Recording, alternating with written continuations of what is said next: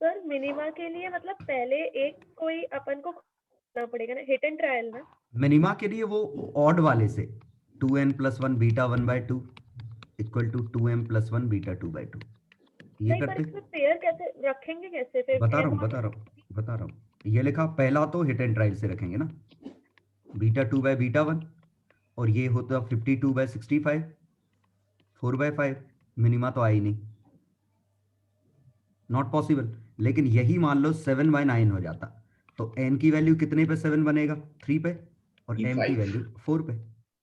Sir ये minus पहला नहीं फर्क। आएगा? ऑड बाय ऑड होना चाहिए। अरे वो तो माइनस कर लो प्लस कर लो, क्या फर्क पड़ रहा है, n और m के उस हिसाब से वैल्यूज बदल जाएंगी। ये n+1th मिनिमा लिखा है मैंने, ये m+1th मिनिमा है, समझ गया ना? जी सर। हाँ सर, बस ऑड बाय ऑड होना चाहिए ना। हाँ सर फिफ्थ वाले में एक चीज पूछनी है। इवन बाय इवन भी हो सकता है ना, 14/18 हुआ तो फाइनली सिंप्लीफाई करके ऑड बाय ऑड होना चाहिए। हाँ चलो हो गया इलस्ट्रेशन 7। सर फिफ्थ वाले का आंसर सही है, इलस्ट्रेशन 5 का। Find the position lying between maxima and third where intensity is 3/4। Okay देखो इंटेंसिटी का फॉर्मूला हमारा निकला था 4I0 cos स्क्वायर 5/2 और अगर ये नहीं आ रहा समझ में तो I net equal to I1 plus I2 plus 2√I1I2 cos 5 ये लिख सकते हैं। और ये वैल्यू 3I/4 है, 3I है नहीं 3I0 था, क्योंकि I max 4I था, 4I का 3/4 ये हाँ ये तो हुआ। 3I0 बना। अब इस इक्वेशन को सॉल्व करो तो cos 5 की वैल्यू 1/2 आई तो 5 की वैल्यू π/6 आई 3/2 आई थी। π/3 तो π/3 एक्चुअली प्लस माइनस π/3। हाँ वही पूछा इन्होंने। बीटा की वैल्यू प्लस माइनस π/6 और प्लस माइनस π/6 मतलब π/6 की जगह β/6 y की वैल्यू। और एक्चुअली बेहतर है मैं कहूँ y की value n beta plus minus β/6। ये समझ में आया? क्योंकि n बीटा पे तो फेज 0 हो जाएगा। तो अब हमें इसके बाद फिगर बनाएंगे हम। क्वेश्चन में कहा है lying between third maxima and third minima, तीसरा मैक्सिमा और तीसरा मिनिमा। ये सेंट्रल है प्लस माइनस बीटा 1 2 3, ये थर्ड मैक्सिमा है, 3 बीटा प्लस ये थर्ड मिनिमा है। तो यहां से मुझे वैल्यू चाहिए तो वैल्यू कौन सी आएगी, ये वाली जहां इंटेंसिटी 3/4 हुई। और ये फील करने की कोशिश करो कि ये वाली लेंथ β/6 है। β/6 है। समझ गए? डेल्टा 5 वहीं से होता है। हाँ डेल्टा 5 यहाँ से मैक्सिमा से चालू होगा क्योंकि यहाँ 0 है तो β/6 नीचे, तो टोटल लेंथ कितनी थी 3 बीटा। तो आंसर आया 3 बीटा माइनस β/6 17 β/6। देखो वो ये शायद हाँ वही है। आ गया समझ में? हाँ अब आ गया। हाँ मतलब इसमें क्रूशियल कॉन्सेप्ट क्या है कि एक बार आपने जो फेज निकाला है ना वो फेज मैक्सिमा से लेंगे हम, क्योंकि मैक्सिमा वो है जहां फेज डिफरेंस हम 0 या 2π लिखेंगे। 2π को 0 भी मान सकते हैं। तो यहां से फेज के रिस्पेक्ट में हम आगे पीछे चले जाएंगे जितना पूछा गया। सर वैसे हम वहां से भी तो देख सकते थे ना, सेंट्रल मैक्सिमा से काउंट करते जाते वहां पर काउंट करना पड़ता फिर हम, उन्होंने तो लोकेशन उसमें दी वो वाला, हाँ तो उसमें ये आधा वाला वेवलेंथ ऐसे करते फिर तो हम मैथ्स कर सकते थे। y = n beta plus minus β/6 और ये n बीटा प्लस माइनस β/6 की वैल्यू 3 बीटा से 2.5 बीटा के बीच में होनी चाहिए। क्वेश्चन में कहा है? हाँ मिल गई n की वैल्यू, एक ही सेटिस्फाई करेगी कोई, है ना? नहीं मैंने तो काउंट किया था तो उसमें तब वहां तक 5/2 बीटा तक ही आ रहा था। लेकिन क्वेश्चन में कहा है 5/2 बीटा के आगे जाना है ना, यहाँ पर उसमें प्लस β/6 कर देती ना मैं। नहीं तो इसमें प्लस β/6 नहीं कर सकते ना, यहाँ 0 थोड़ी, यहाँ तो पाई है। हाँ यहाँ से प्लस माइनस β/6 कर सकते हो। ओके हाँ ठीक है सर जो हम मैक्सिमा की काउंटिंग स्टार्ट करते हैं वो n = 0 को फर्स्ट नहीं काउंट करते? नहीं वो 0th मैक्सिमा है, 0th या सेंट्रल। सर मुझे एक जनरल डाउट था इसी में, जैसे अपनी जो वेव आती है ना सेंट्रल मैक्सिमा पे, वो किसी टाइम उसकी जो ब्राइटनेस है उस जगह पे 0 भी तो होनी चाहिए, क्यों? क्योंकि वो वेव है तो वेव का एक टाइम पे एनर्जी वेव की एम्पलीट्यूड होती है, उसका वाई कोऑर्डिनेट नहीं होता। तुम ये कह रहे हो ना कि इसका वाई कोऑर्डिनेट जब 0 है तो एनर्जी 0 है, हाँ यहाँ एनर्जी हाँ 0 है, यहाँ एनर्जी मैक्सिमम नहीं रे, पूरे की एनर्जी कांस्टेंट है। ठीक है समझ गया। एनर्जी एम्पलीट्यूड होती है, वाई नहीं होता। हाँ क्लियर? एम्पलीट्यूड yes, मतलब ये जो साइन वेव है उसकी हाइट क्या है। हाँ ठीक है, ध्यान रखना। चलो इलस्ट्रेशन 6 हो गया, 8 एक बार बता हो दीजिए। गया ना? 8 वाला एक बार देख लीजिए। यस सर, हो हो गया। गया। 8 वाला 8 देखते हैं। YDSC through a prism spectrum find the missing line. देखो मिसिंग लाइन वो होगी जिनमें मिनिमा आएगा। किस जगह देख रहे हैं? y इक्वल टू 1 पे। तो क्वेश्चन ऐसा है, यहां से हमने लाइट फेंकी, y इक्वल टू 1 पे हम चेक कर रहे हैं, तो यहां पे जिन जिन का डिस्ट्रक्टिव इंटरफेरेंस हुआ होगा वो निपट जाएंगे। तो यहां पाथ डिफरेंस आएगा d sin थीटा आएगा, इसी को d tan थीटा लिख सकते हैं। ये पाथ डिफरेंस है इस पॉइंट का, आया समझ में? हाँ हाँ ये पाथ डिफरेंस, ये लेंथ। तो डेल्टा आया d sin थीटा dy बाय डी, और अगर dy बाय डी की वैल्यू ऑड लैम्डा बाय 2 हो गई तो मिस हो जाएंगे। तो लैम्डा की value 2dy by D by odd, जो इसको सेटिस्फाई करेगा वो वेव निपट जाएगी। ठीक है, अब हमें देखना है इसको कौन सेटिस्फाई कर रहे हैं, तो पहले हमें ये वैल्यू निकालनी पड़ेगी। तो 2 d कितना है 0.9 mm 10 पे -3 इंटू y कितना है 10 पे -3, कैपिटल D कितना है 1। ठीक है, तो 1.8 इंटू 10 पे -6 मतलब 18,000 एंगस्ट्रॉम। बाय ऑड करना है। अब देखो ऑड की वैल्यूज क्या हो सकती हैं, 1 3 5 7 9। 1 रखने पे वेवलेंथ 18,000 आती, जो कि विजिबल स्पेक्ट्रम में नहीं है। 3 रखने पे वेवलेंथ 6,000 आती, पक्का विजिबल स्पेक्ट्रम में। 5 रखने पे 3600 आती, पक्का विजिबल स्पेक्ट्रम में। 7 रखने पे फिर बाहर निकल गया। तो ये दो लाइंस हैं जो मिसिंग है, जो इस कंडीशन को सेटिस्फाई कर रही है। क्लियर? अच्छा क्वेश्चन था, तरीका समझ में आया? सर 3600 विजुअल में आएगा? हाँ 4000 तो होगा ना। Spectrum spectrum.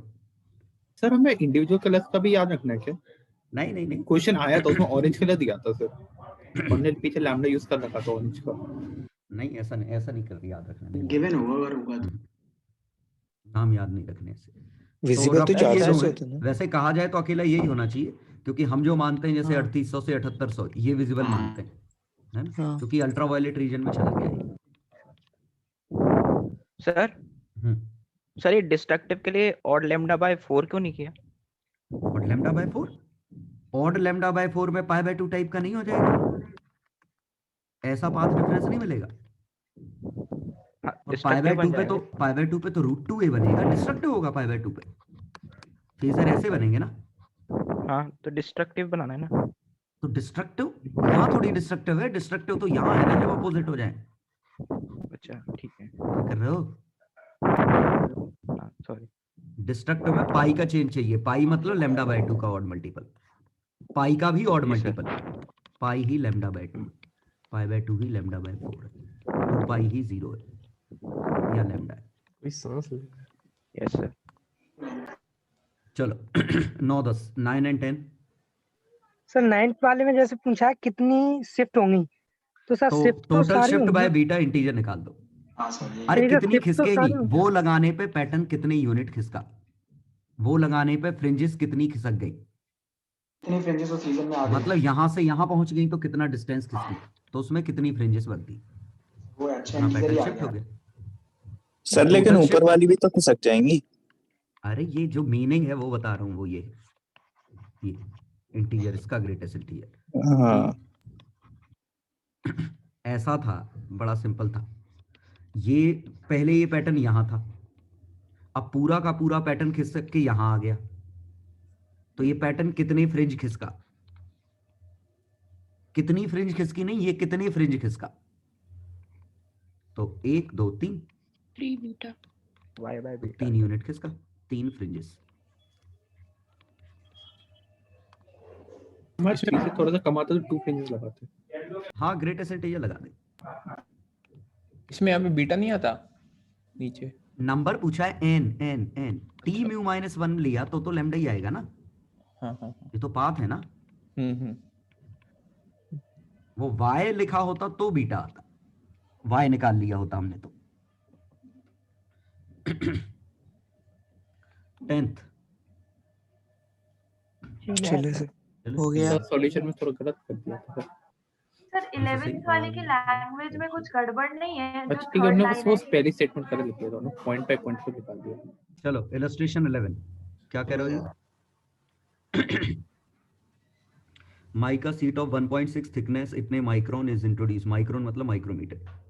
The mica sheet is then removed, distance between slits and the screen is double. It is found that distance between successive maxima now is same as observed fringe pattern on the introduction of mica slit. तो पहले से तो हमारा pattern मिल जाएगा। Okay ये कहा है कि जितना शिफ्ट हुआ था ना उसमें वही हमारी न्यू फ्रिंज विड्थ है, ये कह रहे हैं। सर जो उसमें लिखा हुआ है distance between the slits and the screen is doubled, इसका मतलब दोनों को डबल किया है कि सिर्फ बड़ा वाला डी को डबल किया है? नहीं, स्लिट्स के बीच का डिस्टेंस ये डबल किया है, बस डी टू डी कर दिया। स्लिट्स मतलब वो पूरा जो स्लिट्स चीज ये है, ये पूरा और इसके बीच का। ओके वो लैंग्वेज से ऐसा लग रहा है कि ये डी, तो उसके लिए शायद बोथ लिखा होता, बोथ आर डबल। स्लिट्स तो वैसे यही तो है ना, तो इनके बीच का नहीं होना चाहिए। नहीं स्लिट और स्क्रीन के बीच का, स्लिट्स और स्क्रीन के बीच का गैप डबल किया है, ठीक है। और सर जो उन्होंने लिखा डिस्टेंस बिटवीन सक्सेसिव मैक्सिमा, ये तो वेवलेंथ की डेफिनेशन होती है ना, ये बीटा क्यों यूज किया? बीटा ही तो है, दो मैक्सिमा के बीच का गैप, पैटर्न नया बना, इसके दो मैक्सिमा के बीच का गैप नया बीटा है ना।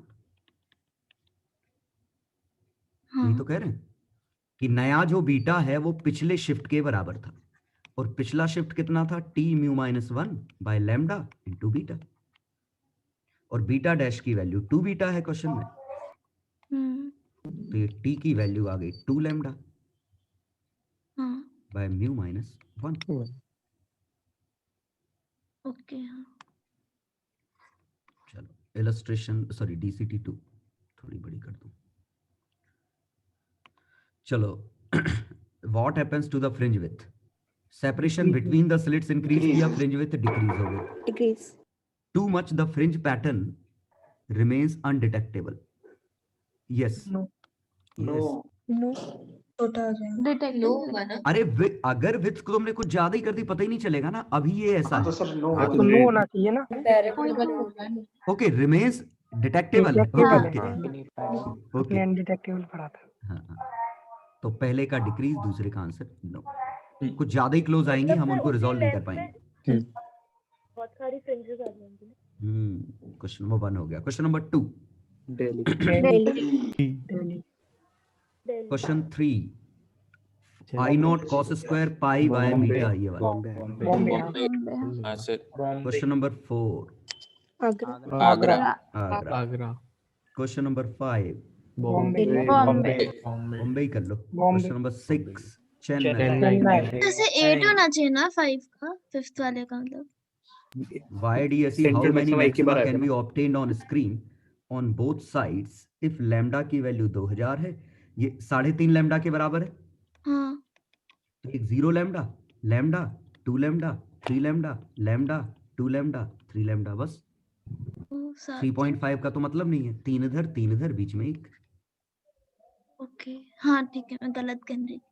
चलो 7th, चेन्नई। अच्छा इसमें मिनिमा कितने आते हैं, इसी क्वेश्चन में मिनिमा कितने आते हैं? 3.5 वाला काउंट नहीं करते। 8 क्या आते रे? 3.5 को काउंट नहीं करेंगे ना? 5 वाला भी 3.5 काउंट होगा, वो नहीं इन्फिनिटी पे होगा, बनेगा। नहीं होगा, नहीं होगा बिल्कुल। इंफिनिटी नहीं होगा। 6 होंगे अगर मिनिमा पूछा दो होता कम तो। हो गए। हाँ हाँ हाँ सर। चलो 7th का चेन्नई।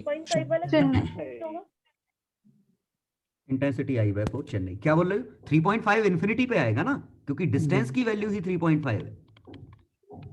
ये गैप कब बनेगा? पाथ डिफरेंस डी के बराबर कभी नहीं होगा ना, एक्चुअली ओपन ब्रैकेट होता है। चलो अब अपन आ जाओ 8 9 10 पे। 8th का बता दो जल्दी। बॉम्बे चेन्नई बॉम्बे चेन्नई। दिल्ली क्यों दिल्ली भी आएगा। दिल्ली भी आएगा। PQRST are marked. ये सेंट्रल ब्राइट है, ठीक है, ये ब्राइट है। द थर्ड ऑर्डर, तो ब्राइट के बाद ये ब्राइट ब्राइट ब्राइट ब्राइट, तो टी हमारा थर्ड ऑर्डर है। हाँ। तो आपका गलत है, बॉम्बे सही है। Fringe resulting from phase difference of 4 pi is S. तो 4 पाई, हाँ यहां से ये 2 पाई का गैप, यहां से 4 पाई का गैप, यहां से 6 पाई का गैप, ठीक है। Chennai delta X A delta represent path difference between waves at P and R. P and R, okay, P and R. तो देखो देखते हैं लास्ट वाले में, तो पी पे मिनिमा आया, तो यहां पी पे डेल्टा एक्स लैम्डा बाय 2 है, एक्चुअली माइनस लैम्डा बाय 2। इस वाले पे डेल्टा एक्स 3 लैम्डा बाय 2 है, नहीं लैम्डा लैम्डा है मैक्सिमा है वो। तो डिफरेंस आया लैम्डा बाय 2। मॉड का difference lambda by 2 3 lambda 600 by है 2। 300। सही था। मॉड का डिफरेंस है, मॉड का ओके। मॉड नहीं लगा होता तो 3 लैम्डा बाय 2 आता। बीसीडी तब हम साइन कंसीडर कर रहे होते ना? बिल्कुल करते, ओके क्योंकि एक तरीके से एक लैग करेगा तो दूसरा लीड करेगा। जी सर। हाँ बोलो। सर 6th वाले में हाइपरबोलॉइड्स कब बनते थे? आपने 2 बताए थे ना पैटर्न्स, एक कंसेंट्रिक सर्कल वाईडीएसई वाले सेटअप में, वाईडीएसई वाले सेटअप में। ये रट क्यों रही हो? ऐसे बना लो ना हाइपरबोला, ऐसे बनते। इधर काटोगे तो सर्कल कटेंगे, इधर काटोगे तो हाइपरबोला कटेंगे, सोचो। तो स्क्रीन अगर इधर है तो हाइपरबोला है, स्क्रीन अगर ये वाली है तो सर्कल। तो सर्कल।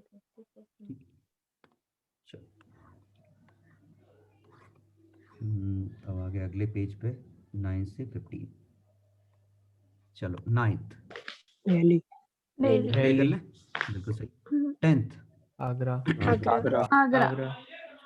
11th दिल्ली से गैप से देखना था, गैप 2 का हो जाएगा।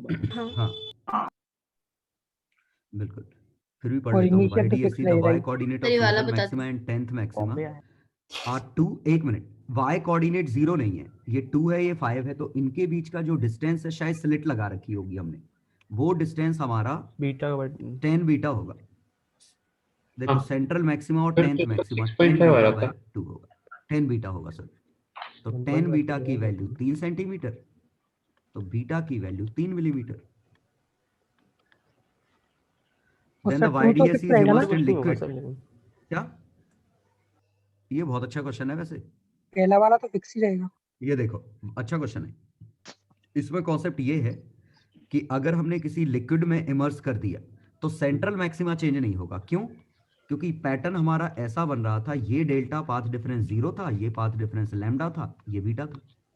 अब अगर बीटा बदल गया तो ये पैटर्न कुछ पतला वतला हो गया होगा, कुछ भी हो गया होगा, तो ये नया बीटा डैश आएगा।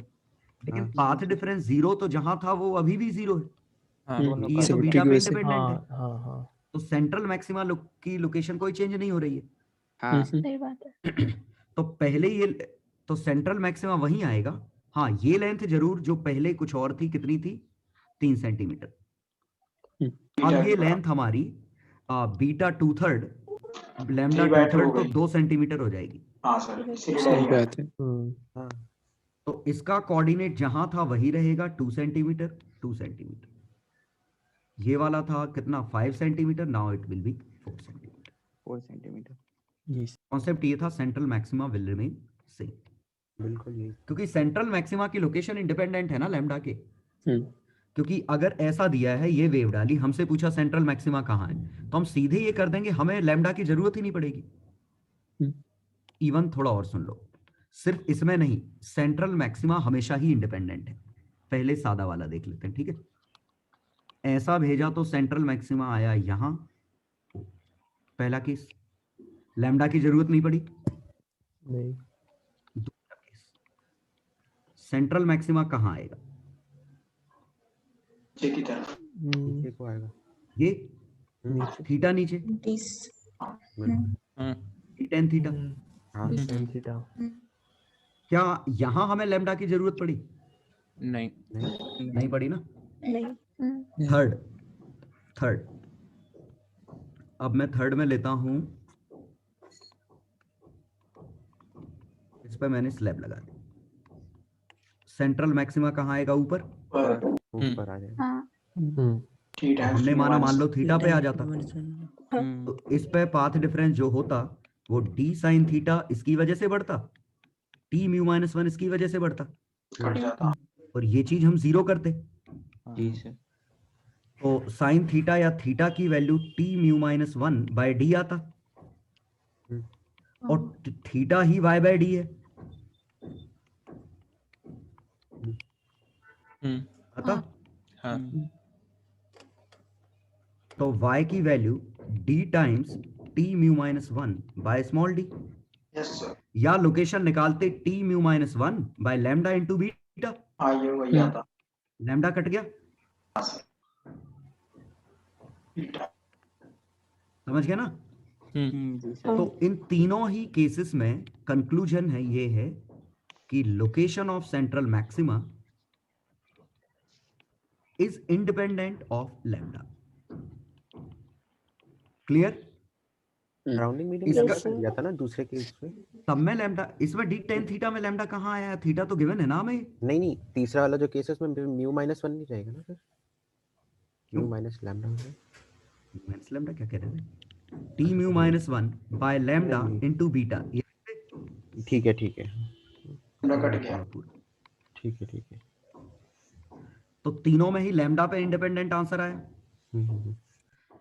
तो location of central maxima is independent of lambda. इसका मतलब मैं कुछ भी वेवलेंथ डालूं, सेंट्रल मैक्सिमा तो वहीं आएगा। इसका मतलब अगर मैं 2 या 4 या 10 वेवलेंथ भी डालूं तो सबका सेंट्रल मैक्सिमा मैच करेगा। इसका मतलब अगर ये व्हाइट लाइट से एक्सपेरिमेंट किया होता तीनों में, तो ओ वो पॉइंट है जहां पे व्हाइट स्पॉट बनता। ये समझ में आया? क्योंकि यहां अगर व्हाइट लाइट डालते तो ऐसा बनता, यहां व्हाइट लाइट से ऐसा बनता, क्योंकि और कोई तो मैक्सिमा मिलने नहीं है। आया समझ में? जी सर। इसीलिए central maxima, to find central maxima use white light. सोचो, व्हाइट लाइट का जहां स्पॉट बने वही सेंट्रल मैक्सिमा है, क्योंकि वही चीज इंडिपेंडेंट ऑफ लैम्डा है, वहीं पे सबका एक साथ delta equal to n lambda की कंडीशन ट्रू होगी। ले लो स्क्रीनशॉट, अपडेट कर लेना। मतलब मेन पॉइंट क्या है? ये पॉइंट है, ये अपडेट करना है कि location of central maxima is independent of lambda. Sir वैसे म्यू डिपेंड करेगा लैम्डा पे क्या? अरे वो तो यार नेग्लेक्ट करो, उस वेरिएशन को नेग्लेक्ट करो। म्यू कह रहे हो, लैम्डा पे उस वेरिएशन को नेग्लेक्ट करो। सर व्हाइट लाइट ही क्यों, बता दी क्यों फिर से? वो म्यू तो वैसे भी व्हाइट लाइट में हजारों वेवलेंथ है ना, और सेंट्रल मैक्सिमा इंडिपेंडेंट है, तो उन सबका एक ही मैक्सिमा कोइंसाइड करेगा। कौन सा वाला? सेंट्रल वाला। मतलब आप वही कह रहे हो ना कि उसके आसपास रेड बनता है तो हाल पता, ऐसा कुछ नहीं है। अरे ब्राइट स्पॉट एक ही बनता है ना व्हाइट लाइट में। हाँ वही, वो ब्राइट स्पॉट की लोकेशन क्या होगी? वो वही है जो सेंट्रल मैक्सिमा की लोकेशन है। हाँ ठीक है। या तो हम ये कैलकुलेट करें, या जो भी सेटअप है उस पर व्हाइट लाइट डाल दो, जहां स्पॉट बन रहा है वही अपना डेल्टा 0 है। जी सर। तो समझ में आ गया होगा? ये अपडेट कर लेना नोट्स में, इंपॉर्टेंट टर्म था ये। सर वैसे आपने म्यू वाली चीज को निगलेक्ट करने को क्यों कहा? है तो वो म्यू भी लैम्डा पे डिपेंडेंसी वो जब दी होती तभी लेते हैं, और काफी कम अंतर आता है, बहुत ही कम चेंज आता है। ओके। बट डिपेंडेंट तो है ही नहीं एक तरीके से। लेकिन हम ये मान रहे हैं कि mu is independent of lambda. Okay, हमने ऐसा लिया जिसकी डिस्पर्सिव पावर 0 थी, ठीक है? हम खुश? कर लिया सर अपडेट। ठीक कर सकते हैं। क्या होती है डिस्पर्सिव पावर? गर्व बताओ। Sir dispersive power, sir formula तो याद नहीं आ रहा, बट जितना डिस्पर्स कर देता है। Omega by theta upon deviation. Dispersion upon dispersion upon deviation. ये तो तय है, डिस्पर्शन न्यूमरेटर था यस सर। और ये इंडिपेंडेंट आना है, तो एक और चीज से डिवाइड करेंगे। फॉर्मूला क्या बनेगा डिस्पर्शन का? फॉर्मूला बोलो। a times mu minus 1 by theta. Mu R mu V minus theta minus सही, नीचे म्यू एवरेज लेते थे। यही म्यू है। Del upon theta. ये डिस्पर्सिव पावर है ओमेगा।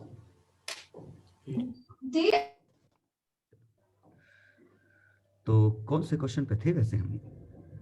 11। चलो क्वेश्चन 11th हो गया, पक्का समझ में आ गया? तो 11th का आंसर हम दिल्ली निकाल चुके हैं, इसका आंसर ये निकाल चुके हैं, इसका पता नहीं क्या निकाल चुके हैं। इसका क्या है? Agra. Question number 12 in a certain YDSE Chennai सीधे वेवलेंथ के रेशो में 5000 से 6000 हो गया, तो 1.2 टाइम्स हो गया होगा। पहले 1 mm था, 1.2 mm। चलो 13 बॉम्बे। अब जरा देखो बॉम्बे। हाँ, सुनो, इलेक्ट्रॉन्स का डी ब्रॉगली लैम्डा आएगा हाँ सर, हाँ। और ये 150 बाय V आता। हाँ ये भी लिख सकते हैं। तो ये फ्यू एंगस्ट्रॉन के ऑर्डर का आता है। अब वोल्टेज होगा 10 वोल्ट 15 वोल्ट कुछ ऐसा। तो अगर वोल्टेज बढ़ाएंगे हम तो वेवलेंथ गिरेगी, फ्रिंज विड्थ गिरेगी। Distance between successive maxima decreases maximum. तो डी लैम्डा बाय डी तो सबसे ज्यादा घटेगा जब ये घट जाए और ये बढ़ जाए और ये सही बात। बॉम्बे में तो एक तरफ हो जाए। बॉम्बे। चलो 14th बॉम्बे। इनकोहेरेंट अगर हैं तो सीधे इंटेंसिटी जोड़ दो 2i। कोहेरेंट है तो 4i 2:1। इनकोहेरेंट ऐसा कुछ होगा कि 90 डिग्री पे है एम्पलीट्यूड? नहीं वो ऐसा लग रहा है 90 डिग्री पे, लेकिन इनकोहेरेंट 90 से लेना देना नहीं है। वो 90 क्यों लग रहा है? क्योंकि i1 + i2 + 2 √ i1 i2 cos phi और ये टर्म मर गया। वो 90 की वजह से नहीं मरा है, वो इस वजह से मरा है कि पूरे पे एवरेज लिया और ये cos phi फ्लक्चुएट कर रहा है बहुत तेजी से, तो इसका ऑन एन एवरेज 0 चला है। तो वो पता ही नहीं है 90 नहीं कुछ भी है, और वो टाइम के साथ बदल रहा है। ये cos phi सोर्स की प्रॉपर्टी होगी। हाँ देखो, डिफरेंट फ्रीक्वेंसी जैसे होती है तो बीट्स बनती है, एक ही पॉइंट पे इंटेंसिटी बदलती है ना टाइम के साथ, बदलती है बीट्स में। तो बिल्कुल इसमें भी वही होगा कि इंटरफेरेंस के लिए हमें सेम फ्रीक्वेंसी चाहिए और रैंडमनेस बिल्कुल नहीं चाहिए। तो यही हमारा। चलो क्वेश्चन 14th में लैम्डा का कोई डिफरेंस नहीं आता ना, कुछ भी होता। लैम्डा ये तो रेशो पूछा है तो कट ही गया वो तो। वैसे लैम्डा का रेशो आएगा भी नहीं, 4i और 2i आएगा, रेशो 1:2 बनेगा। 15th चेन्नई की अपॉन 7 है तो कहीं तो आना चाहिए। चेन्नई नहीं आएगा सर, 2/7 लिखा है। चलो नहीं आ रहा। Observed on the screen at मैं 4 समझ गया centimeter from the slit, it is found that 9th bright fringe is at distance 7.5 from second bright fringe.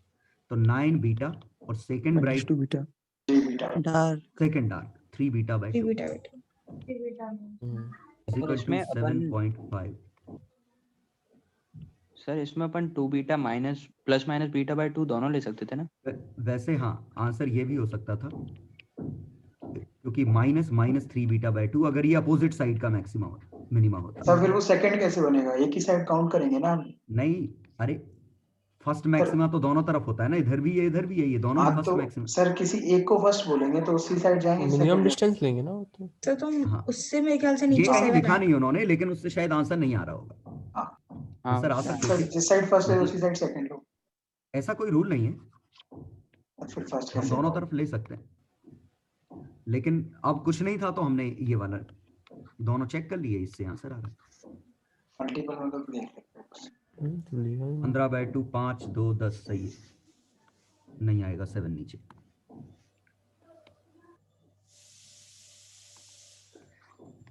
अगली इंस्टॉलमेंट आ जाओ 16 से 16 बता दो। YDSC experiment D equals the distance between screen, D is the separation of the slit. Separation between slit. अच्छी बात है. The distance of nearest point to center where intensity is same as due to single slit. Single slit की I है, maximum की 4I है. तो pi by 3 बनेगा क्योंकि I0 plus I0 plus 2I0 cos phi. ये I0. तो cos phi minus 1/2 2 pi by 3 या 4 pi by 3 जो भी मानो. तो इसका मतलब बीटा बाय 3 या 2 बीटा बाय 3. अब सेंट्रल मैक्सिमा ये है और यहां से बीटा बाय 3 जाना है. आप 2 बीटा बाय 3 भी जा सकते थे, एक ही बात है. ऑप्शन नहीं है.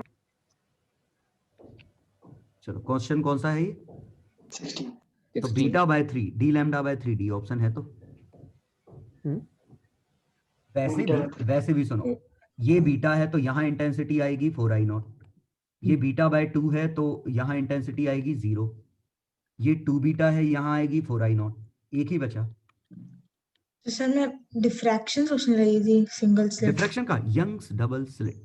डिफ्रैक्शन पीसीटी में नहीं, सिंगल स्लिट लिखा है ना. हाँ नहीं, ये कहा है एक स्लिट का. एक स्लिट का असर I0 है, इस अकेले का असर I0 है. कंबाइन कर दिया तो 4I0 से 0 के बीच में. हाँ सर अब आया.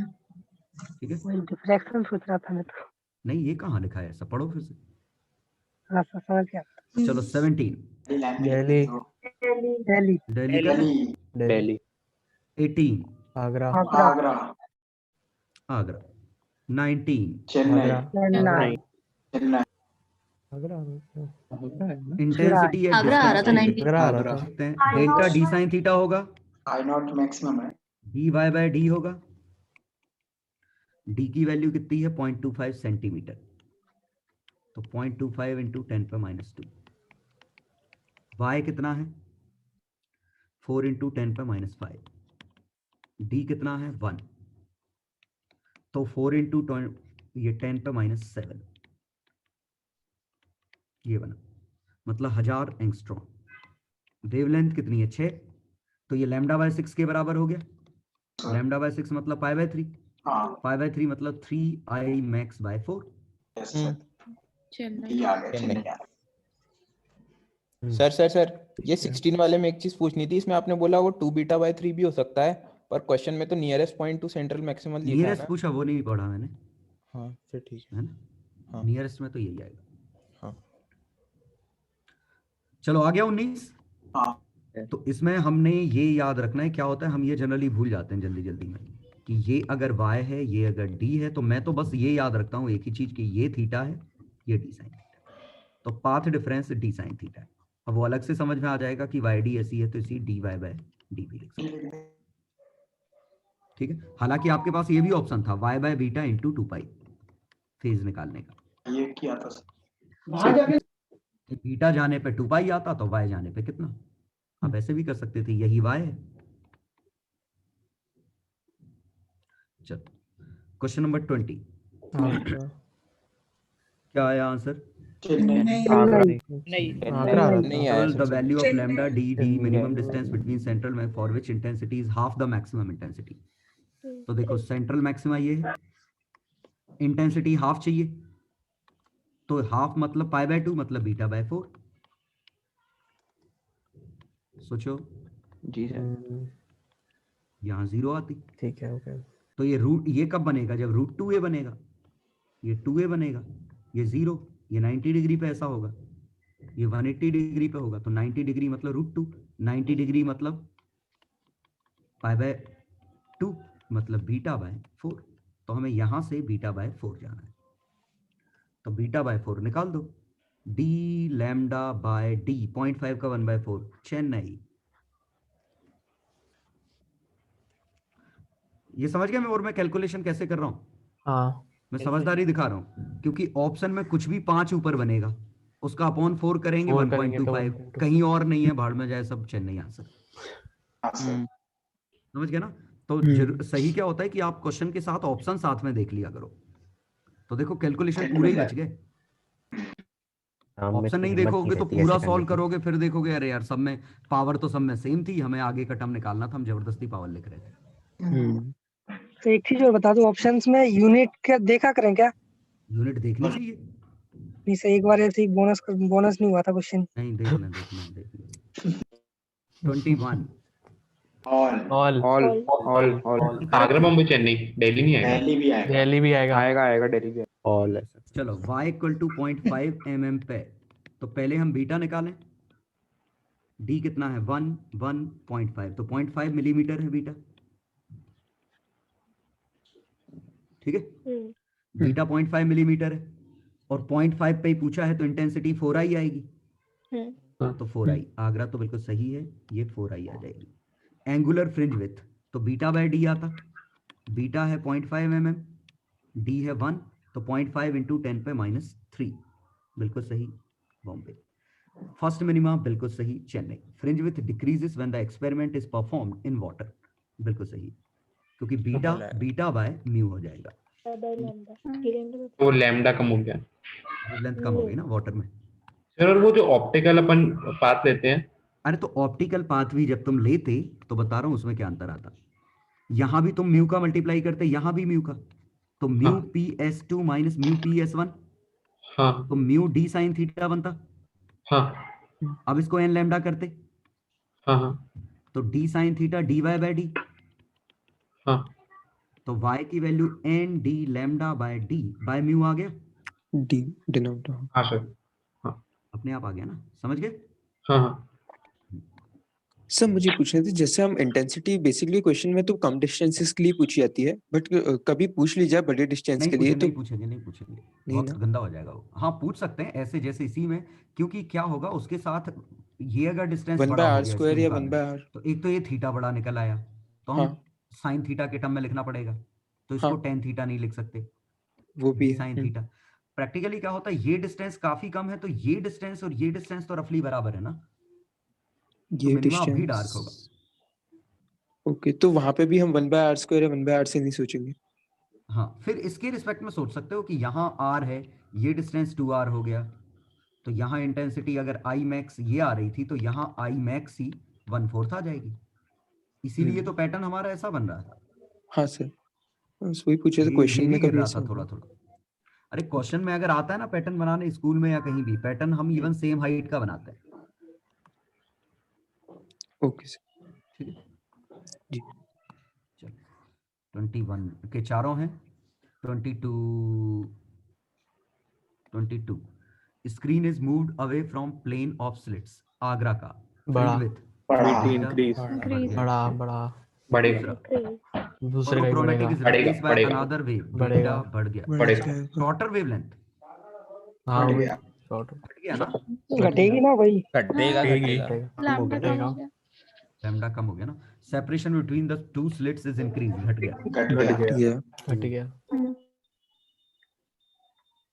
सोर्स स्लिट नो चेंज होगा।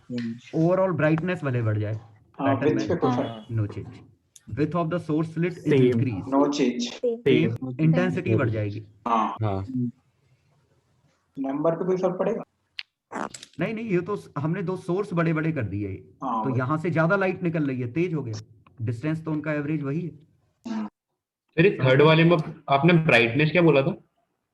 अरे सोर्स पास लाओगे तो तेज हो जाएगी ना लाइट, इंटेंसिटी तो बढ़ेगी ना। अच्छा ओके, हाँ चलो F width of the two slits is increased, nothing, no monochromatic source is replaced, general illumination, एक स्पॉट आएगा, हो जाएगा beta, bright spot and general illumination, पूरे में लाइट फैल जाएगी विथ सिंगल सेंट्रल मैक्सिमम। नहीं बीटा का सेंस ही खत्म हो गया, बीटा तो वो है दो डार्क के बीच का गैप, डार्क आया ही नहीं कहीं, डार्क मिलेंगे फ्रिंजेस कहां बनी, वो तो अपन निगलेक्ट कर देते हैं ना, वैसे तो होता है ना वो। क्या होता है? नहीं होता ना, कभी नहीं होता। एक ही मानते ना सेंट्रल मैक्सिमम, एक ही बनेगा सेंट्रल मैक्सिमम। सर एक बार डी वाला बता दोगे? सोर्स स्लिट को पास लाओगे तो तेज हो जाएगी ना लाइट, यहाँ डिस्टेंस ज्यादा था, पास लाए तो डिस्टेंस कम है, तो तेज लाइट गिरेगी इन पे। हाँ तो इंटेंसिटी तो बढ़नी चाहिए थी। तो इंटेंसिटी बढ़ेगी, तेज हो जाएगी, लेकिन पैटर्न यूं का त्यों रहेगा, जहां मैक्सिमम मिल रहा था वहीं मिलेगा, जहां मिनिमम मिल रहा था वहीं मिलेगा। आपने नथिंग लिखा है इसमें। ये मतलब ये सिर्फ हम बात कर रहे हैं कि सभी में सेम या नथिंग चेंज, इसका मतलब है पैटर्न में कोई चेंज नहीं आया। हमने विड्थ का ही तो पूछा है सिर्फ। ई वाले में भी इंटेंसिटी बढ़ेगी ना विड्थ इफेक्ट बढ़ाने ऑन से। विड्थ ऑफ फ्रिंजेस हाँ। पूछा है ना वैसे भी। हाँ वही अच्छा तो। ठीक है ओके सर। आ जाओ अगले क्वेश्चन। सर ई वाले में भी इंटेंसिटी बढ़ेगी ना अगर हमने स्लिट की विड्थ बढ़ेगी बढ़ा ना, दी तो? बढ़ेगी, ई में भी बढ़ेगी। सर ये वाला जो पार्ट है उसको फील कैसे किया, फॉर्मूले से तो ठीक है। कल नहीं बताया था मैंने कि ऐसे हाइपरबोला बने, बताया था। हाँ स्क्रीन यहाँ रखो, यहाँ रखो, क्या होगा, दूर दूर नहीं बनेंगे। ठीक है, हाँ सही बात है। चलो 23, 24, 25, 26, 27, 28, 23 ये Comprehension। कॉम्प्रिहेंशन बताओ। Location of central maxima, Bombay. Intensity at O relative to the maximum intensity. इसमें जो शीट की थिकनेस दी है वो नेग्लिजिबल T है। -1 देखते हैं, एक मिनट, T -1 देखते हैं। T कितना है बच्चे का? 10.4 mm दे दिया। 10.4 mm। तो 4 पाई फेज आ जाएगा वो। हाँ 10.4 mm, इतना बड़ा? बहुत मोटा दे दिया। हाँ बड़ा बहुत बड़ा नहीं है। वही तो हाँ बड़ा दे वो दिया। तो दे रही। चलो माइक्रो 10 point मान लो चलेगा क्या चलेगा 10 पर -3 म्यू -1, म्यू कितना है 1/2, 5.2 into 10 पर -3। ये वेवलेंथ कितनी है 600। सर वो वो मीडियम 4/3 मीडियम है ना। मीडियम में भी 4/3। हाँ सर ये बॉटम है। अरे ये तो बहुत बड़ा 4/3 का मीडियम। वाटर को पूरा में एयर मान लेंगे ना। पर उसमें नीचे दिया हुआ है ना कि म्यू वेवलेंथ रिलेटिव लगेगा हाँ वही म्यू और रिलेटिव। रिलेटिव लगा दो म्यू माइनस 4/3 देंगे। लाइट वेवलेंथ इज फॉलिंग, कहाँ लिखा म्यू? नीचे डायग्राम नीचे। के नीचे। ओके, वेवलेंथ 4/3 के लिए ही है, तो चेंज नहीं करना पड़ा। हाँ लैम्डा एयर इनटू 3/4, इसकी वैल्यू ही 600 दे रखी है। हाँ वही। हाँ लैम्डा एयर की वैल्यू 800 नैनोमीटर। ये है। तो location of central maxima Agra. है ना? नहीं बॉम्बे। बॉम्बे कर रहा था सर, वो यूनिट अरे। मिलीमीटर नहीं होगी, हाँ वो मीटर। वो मुझे माइक्रो लग है। रहा है क्योंकि माइक्रोमीटर माइक्रोमीटर क्योंकि इससे हाँ, बहुत अच्छा खिसक अपना रहा है। आंसर ही नहीं आ रहा। माइक्रो ही लेकर। साइन थीटा ग्रेटर देन 1 आ गया। माइक्रो अभी से आ रहा सुनो, था। अभी एक बात 10 तो पे सुनो, एक -6 जरूरी- लेके। रुक जाओ, एक जरूरी चीज सुन लो। इसका म्यू कुछ और होता, इसका म्यू नॉट मान लूं, इसका म्यू मान लूं। देखना अच्छे से क्वेश्चन थोड़ा सा ट्रिकी है। इस पे लैम्डा एयर भेजा है ना, तो इस पे डेल्टा की वैल्यू कितनी होगी? T mu minus mu naught. ये समझ में आया? म्यू माइनस म्यू नॉट होगा। हाँ सर बिल्कुल। हाँ बिल्कुल। तो सेंट्रल मैक्स क्लियर। जी तो सर। इसी पे अगर मुझे फेज डिफरेंस निकालना होता तो T mu minus mu not bye lambda air into 2 पाई। ये सोचो पहले। Yes sir. Yes sir. क्योंकि चूंकि ऑप्टिकल पाथ लेने का ही पर्पस ये था कि सभी लैम्डा एयर में कन्वर्ट हो गए। अब हम देखते हैं इस पे फेज डिफरेंस। तो टी कितना लिया? Micrometer, 10.4 micrometer. म्यू 1.5 मतलब 3/2 माइनस 4/3। लैम्डा एयर 800 मतलब 0.8 माइक्रोमीटर इंटू 2 पाई। तो 10.4 104/8 इंटू 9 माइनस 8 1/6। ठीक है, ये 2 आया इंटू 2 पाई। 32 का 4 गुना 48 का, एक मिनट, ये 8 से कितना बार कटा? 13 बार। 13। तो 13 पाई/3 बना। इसको 12 पाई अलग कर दूं, पाई/3 अलग कर दूं, ये तो फर्जी है। तो मेन फेज डिफरेंस बचा पाई/3। पाई/3 मतलब 3a, पाई/3 मतलब हाँ √3a, 3i max by 4। इसका आंसर आया चेन्नई। पक्का समझ में आया सॉल्यूशन? सर यहाँ हम लैम्डा सर, एयर ऊपर यूज वाला करेंगे समझ कि नहीं लैम्डा आया। गिवन? लैम्डा नीचे से एयर समझ में नहीं air air air air lambda air air का लेना होगा। 8000 दी है। ये वाला पार्ट सर समझा देंगे। क्वेश्चन में लिखा है ये। नहीं, ये फॉर्मूला मतलब लैम्डा एयर क्यों यूज किया और लैम्डा गिवन क्यों नहीं यूज सबसे किया? पहली क्लास अरे यही तो प्रूव किया था हमने कि टी में म्यू क्यों मल्टीप्लाई किया था हमने। Mu into geometrical distance is equal to optical distance था। इसका पर्पस क्या था? हर जगह वेवलेंथ बदल रहे थे तो हमने हर जगह लैम्डा एयर में कन्वर्ट कर लिया। जो हम पहली वाटर की म्यू नॉट से डिवाइड करके सब कुछ वाटर में मान लेते हैं, तो फिर म्यू रिलेटिव लेना पड़ता उसका, बस एक स्लिट का रिलेटिव लेना पड़ता बस। तो वो ज्यादा कंफ्यूजिंग है। ये बेहतर है कि हमने सबको एयर में कन्वर्ट कर दिया, तो हर जगह लैम्डा एयर यूज कर रहे हैं इस क्वेश्चन में। क्लियर सर रिलेटिव कैसे? अरे वो कह रहा है म्यू से डिवाइड कर देते तो ये 1 बन जाता, लेकिन ये तो म्यू रिलेटिव हो जाता। 1 माइनस म्यू रिलेटिव। तो नीचे एयर का नहीं बदलना पड़ता उससे। ये बेहतर तरीका है जैसा मैंने किया कि क्या करो, हर चीज को आप एयर में कन्वर्ट कर रहे हो। मतलब अगर जब जब आप ऑप्टिकल पाथ लिख रहे हो दैट मींस आपको लैम्डा एयर लेना है इनटू 2 पाई। ये है फेज डिफरेंस का फॉर्मूला। ठीक है, तो इसने क्या किया, हमने एक हाइपोथेटिकल स्लिट यहां बनाई, बाकी तो सिमेट्री है, बाकी तो दोनों ने म्यू नॉट में ही कवर अप किया है। अंतर क्या आया, इसने म्यू में कवर अप किया और इसने म्यू नॉट में कवर अप किया, इसीलिए पाथ डिफरेंस ये आया। क्लियर? क्योंकि इसने टी म्यू किया, इसने टी म्यू नॉट किया, बाकी उसके बाद बराबर थे, तो पाथ डिफरेंस ये आया। फेज डिफरेंस के लिए ये फॉर्मूला इंपॉर्टेंट, और उम्मीद है प्रूफ याद होगा कि हम क्या कर रहे हैं कि x को लैम्डा बाय 2 पाई करते तो lambda x1 by lambda 1, x2 by lambda 2, तो हर जगह लैम्डा एयर करते तो म्यू पर पहुंच जाता। तो इस वजह से हम ऐसा कर रहे हैं। चलिए थैंक यू सर। ये आया क्वेश्चन 2 सेकंड का सॉल्यूशन। फर्स्ट पार्ट का जरा सॉल्यूशन देखो। तो फर्स्ट पार्ट में शिफ्ट पूछी है और शिफ्ट आती इस T mu minus mu not और D sine theta.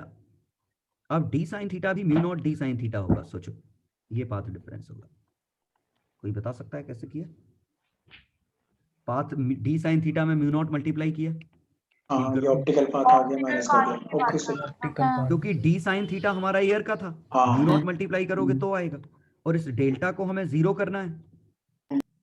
T mu minus mu not is equal to mu not D sine theta. Sine theta को y बाय डी लिख लूं, म्यू नॉट से डिवाइड कर दूं तो D D by D T mu relative minus 1। देखो तो answer सही लाने के लिए म्यू रिलेटिव यूज करना पड़ेगा इसमें। ये आएगा, तो बेहतर है हम इसको ऐसे ही छोड़ दें और ऐसे ही आंसर लिख लें जैसा ऊपर।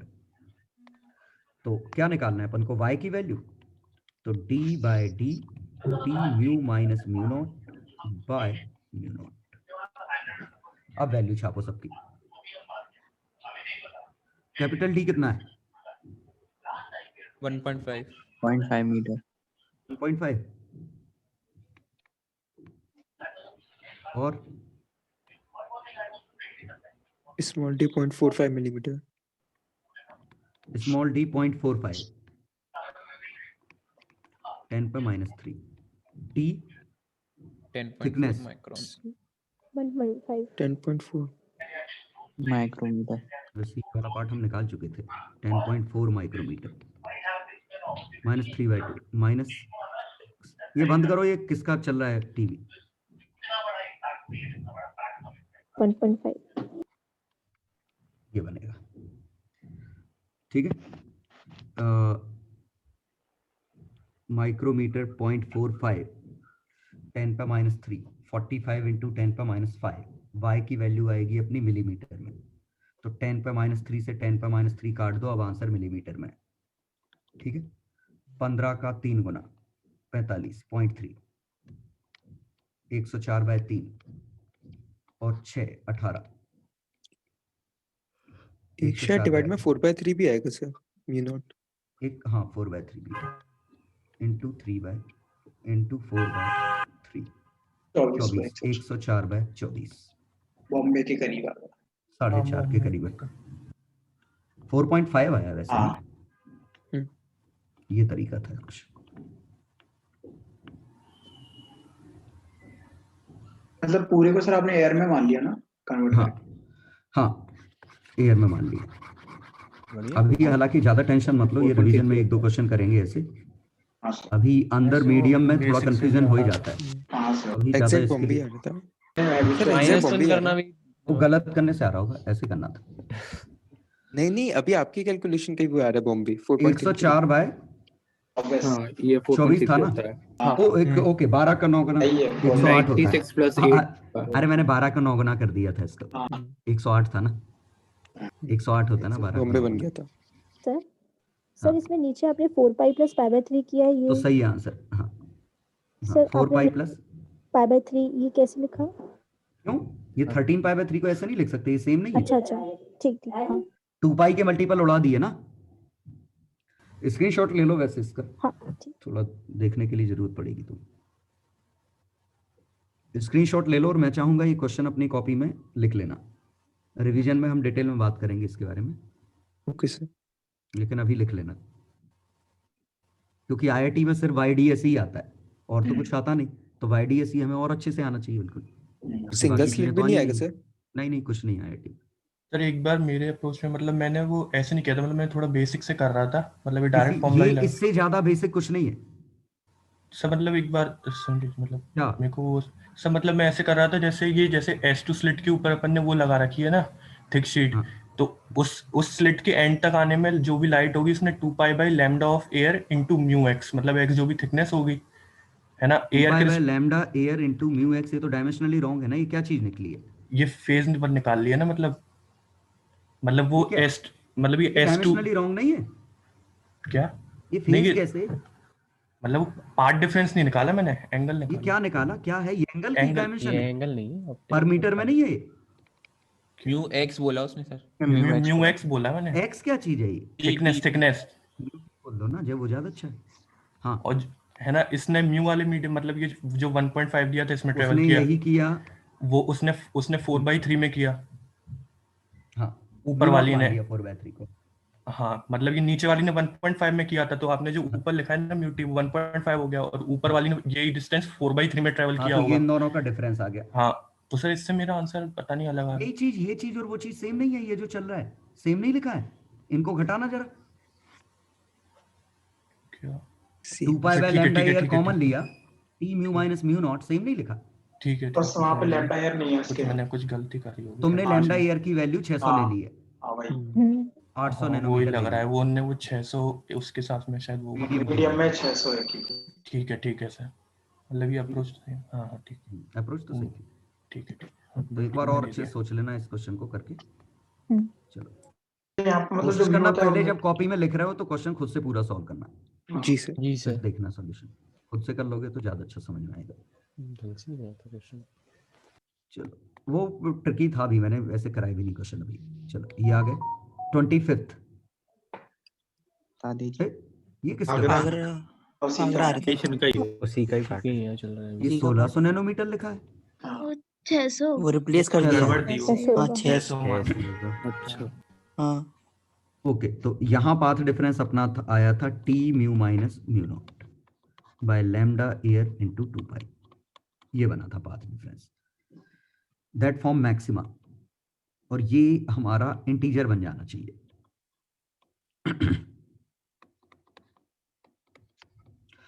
तो ये बनेगा T mu minus mu naught upon lambda air into 2 pi, N into 2 pi बन जाना चाहिए, या T mu minus mu naught ये एन टाइम्स लैम्डा एयर हो जाना चाहिए, ये बेहतर है ऐसे सोचना। तो लैम्डा एयर की value T mu minus mu not by N. अब देखते हैं वैल्यू कितनी आई थी। पॉइंट ओ पे ही मैक्सिमम आना चाहिए ना। हाँ तो पॉइंट ओ पे ही तो पाथ डिफरेंस लिखा है, ये पॉइंट ओ का तो है डेल्टा। तो 10.4 माइक्रोमीटर, 10 पे -6, 3/2 -4/3 बाय लैम्डा एयर एन। और अगर एंगस्ट्रॉम में लिखना है तो 10 पे 4 कर दो, तो 104 इंटू 10 पे 5 का 6n, ये बना लैम्डा। तो अब अपन को चेक करना पड़ेगा, किसी से कट रहा है किसी से नहीं कट रहा है, 2 से जरूर कट जाएगा। 52/3 कितने ये मैंने डेसिमल सही छापे, 10 पे -6 था तो -10 पे 4,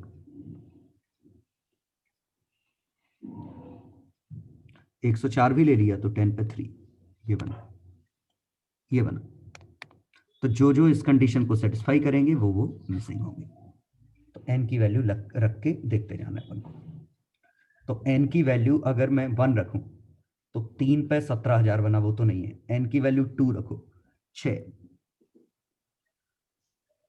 नहीं बना। n की वैल्यू 3 रखो, 9। सर ऑप्शन से कर लेते ना अपन, लैम्डा को नीचे रखेंगे। नहीं तो इसी में रख के देख लो ना। n की वैल्यू देखो 1 पे गड़बड़ हो गया, 2 पे गड़बड़ हो गया, 3 से चालू हुआ, 3 और 4 पे n को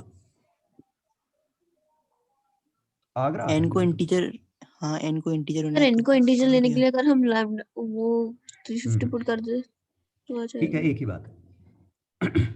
तो n की वैल्यू क्या आई, 2 आई ना, 3 और 4।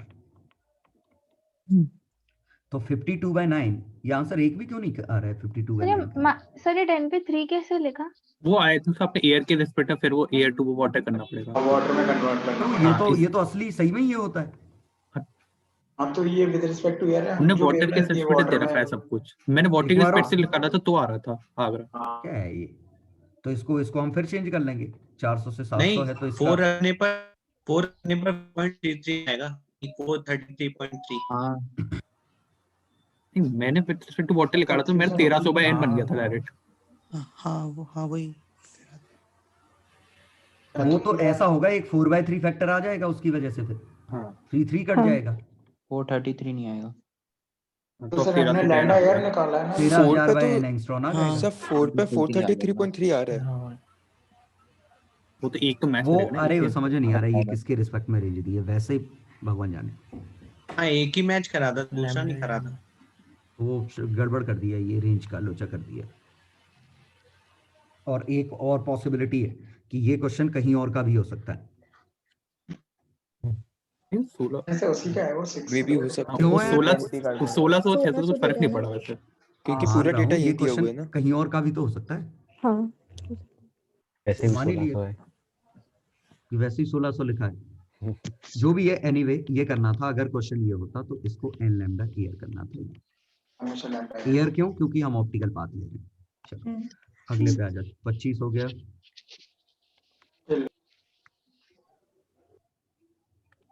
और 25th का आंसर छोड़ो, 26 का आंसर चेन्नई। 27 28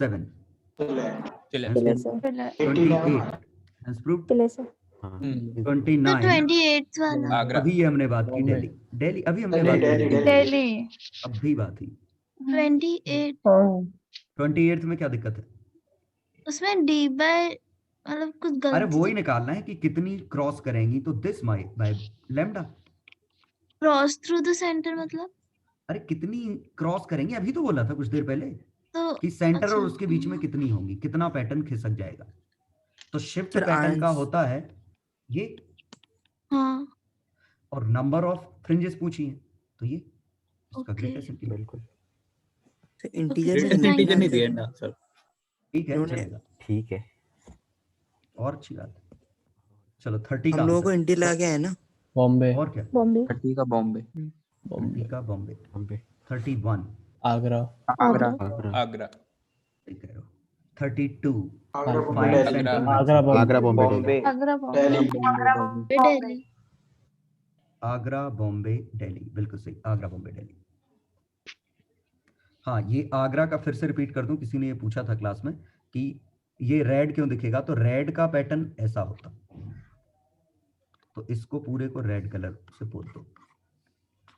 अब अगर हम ब्लू का पैटर्न बनाते तो ब्लू ऐसा होता। तो इस पे कलर देखो तो रेड दिख रहा है ना, क्योंकि ब्लू मर गया, रेड दिख रहा है। तो यहाँ व्हाइट आया, फिर रेड का नंबर आया, यहाँ रेड आया, फिर लास्ट में यहाँ ब्लू आएगा। देखो सर बीच में कौन सा कलर दिखेगा, मतलब जहाँ पे रेड और ब्लू दोनों जिंदा है। विब्ग्योर बन जाएगा, हल्का हल्का। नहीं जहाँ पे रेड और ब्लू दोनों जिंदा है। व्हाइट जहाँ दोनों मैक्सिमा है वो व्हाइट है, मतलब सभी का मैक्सिमा है। नहीं मैक्सिमा और जहाँ पे ब्लू खत्म हो रहा है उसके बीच में कुछ बीच का कलर दिखेगा, कुछ हो सकता है, कुछ भी हो सकता है। ने बताया तो था 32 हो गया 33 34 33 का आंसर बोलो। आगरा आगरा आगरा 34 चेन्नई मुझे चेन्नई लग रहा है क्योंकि T1 μ1 -1 minus T2 μ2 -1 is equal to n lambda। ये कंडीशन चेक करना है, तो कौन कौन सेटिस्फाई कर रहा है ये चेक करना। हो गया, चेन्नई है आंसर। 35 का zero maximum will lie above नहीं मे आएंगे फिर मे लाई बिलो पी।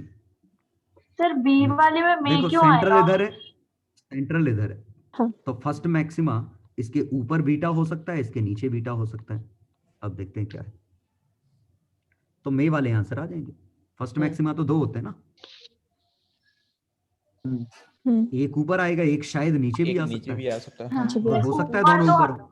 सर जरूरी थोड़ी दोनों नीचे आ सकते हैं ना? नीचे कैसे आ सकते हैं दोनों? एक तो ऊपर पक्का है ना, हाँ इस पॉइंट के एक ऊपर है एक नीचे, अब हमें नहीं पता कितना नीचे। हाँ ओके हाँ ऊपर तो पक्का के ऊपर है ना। ये बनेगा, देखो सेंट्रल की लोकेशन बनेगी into by lambda into beta, ये y की लोकेशन आएगी प्लस माइनस बीटा, ये आएगा फर्स्ट मैक्सिमम। तो ये पॉजिटिव तो हो गई एक केस, दूसरा नेगेटिव भी हो सकता है, जीरो भी हो सकता है, पॉजिटिव भी हो सकता है। उन्होंने देन लिखा होता तो करते क्या हम बॉम्बे चेन्नई टिक मे तो लगाते, मे लिखा है तो देन का ज्यादा कुछ भी नहीं लिखा उन्होंने। सर आगरा आपने डेफिनेट कैसे कहा? म्यू लेस देन 1 हो जाए तो? म्यू लेस देन 1 हो जाए? किसका होता है म्यू 1 से छोटा? नहीं हो सकता है, होता है। उसमें दिया था, एक पेपर में दिया था इलेक्ट्रॉनिक्स का, वो अलग चीज है भाई। अरे जब कुछ भी, अरे केवीपीवाई में आया था। नहीं लगाना है कभी, नहीं ये मान दिल्ली लगा दिया था। लेस देन 1 मान के नहीं लगाना है कभी, या म्यू नेगेटिव मान के नहीं लगाना है। वो टोटोलॉजी अलग होता है। म्यू हमेशा 1 से बड़ा है। एक दिल्ली दिया तो दिल्ली लगा सकते हैं। Zeroth maxima may lie at point P, गलत है ना डी? तो फेस तो आएगा। ये क्या सर है? अगर पानी में हो सेटअप तो पानी नहीं लिखा तो पानी में भी हो तो भी फर्क नहीं पड़ रहा है, हमें ये मानना है कि इसका म्यू ज्यादा है। अंडरस्टूड है यार में यार, क्या जबरदस्त। और सर और बी वाले ऑप्शन में अब हमको पता ये है भी ना? नहीं दिया, हो सकता है व्हाइट लाइट हो तो अंडरस्टूड है। स्टैंडर्ड वाईडीएसई के बारे में बात की है, जहाँ यहाँ वैक्यूम है, ये व्हाइट लाइट है। स्टैंडर्ड की तो बात की है, लेकिन जो बी ऑप्शन है उसमें हमको पक्का पता है ना कि एक मैक्सिमा ऊपर तो पक्का ही होगा। एक ऊपर है तो बी हमने लगाया है ना, बी कम मना किया, और सी में तो है तो लिखा है ना, इसलिए तो लगा दिया। Okay sir. तुम लोग अंग्रेजी क्लासेस लेना चालू क्यों नहीं करते फिर? चलो 36 आगरा चेन्नई 30 कौन सा है? 7 Agra the intensity of light is I0, interference pattern is observed along the direction parallel to S1 S2 on screen। ये है screen, the minimum maximum intensity arranged over, हाँ तो मिनिमम आएगी 0, maximum 4I0, average 2I0। Agra कर लो। 36 का बॉम्बे ही match कर रहा था मेरा। लैम्डा टू लैम्डा उल्टा कर दिया, उल्टा लिखा है, उल्टा कर दिया। ओके ओके सर एवरेज के लिए डिवाइड बाय 2 ही कर दिया इन लोगों ने। 2 का पाई टाइप का नहीं आएगा। I1 plus I2 plus 2I1 I2 cos phi, और cos phi अगर एवरेज लेंगे तो ये चीज मर जाएगी। अच्छा मैंने 2 का पाई कर दिया। इस पे 4i cos square theta by 2 का भी ले सकते हैं। ओके या 4i cos square theta by 2 इसका एवरेज। हाँ ये भी 1/2 है, तो सेम 1/2 है। 38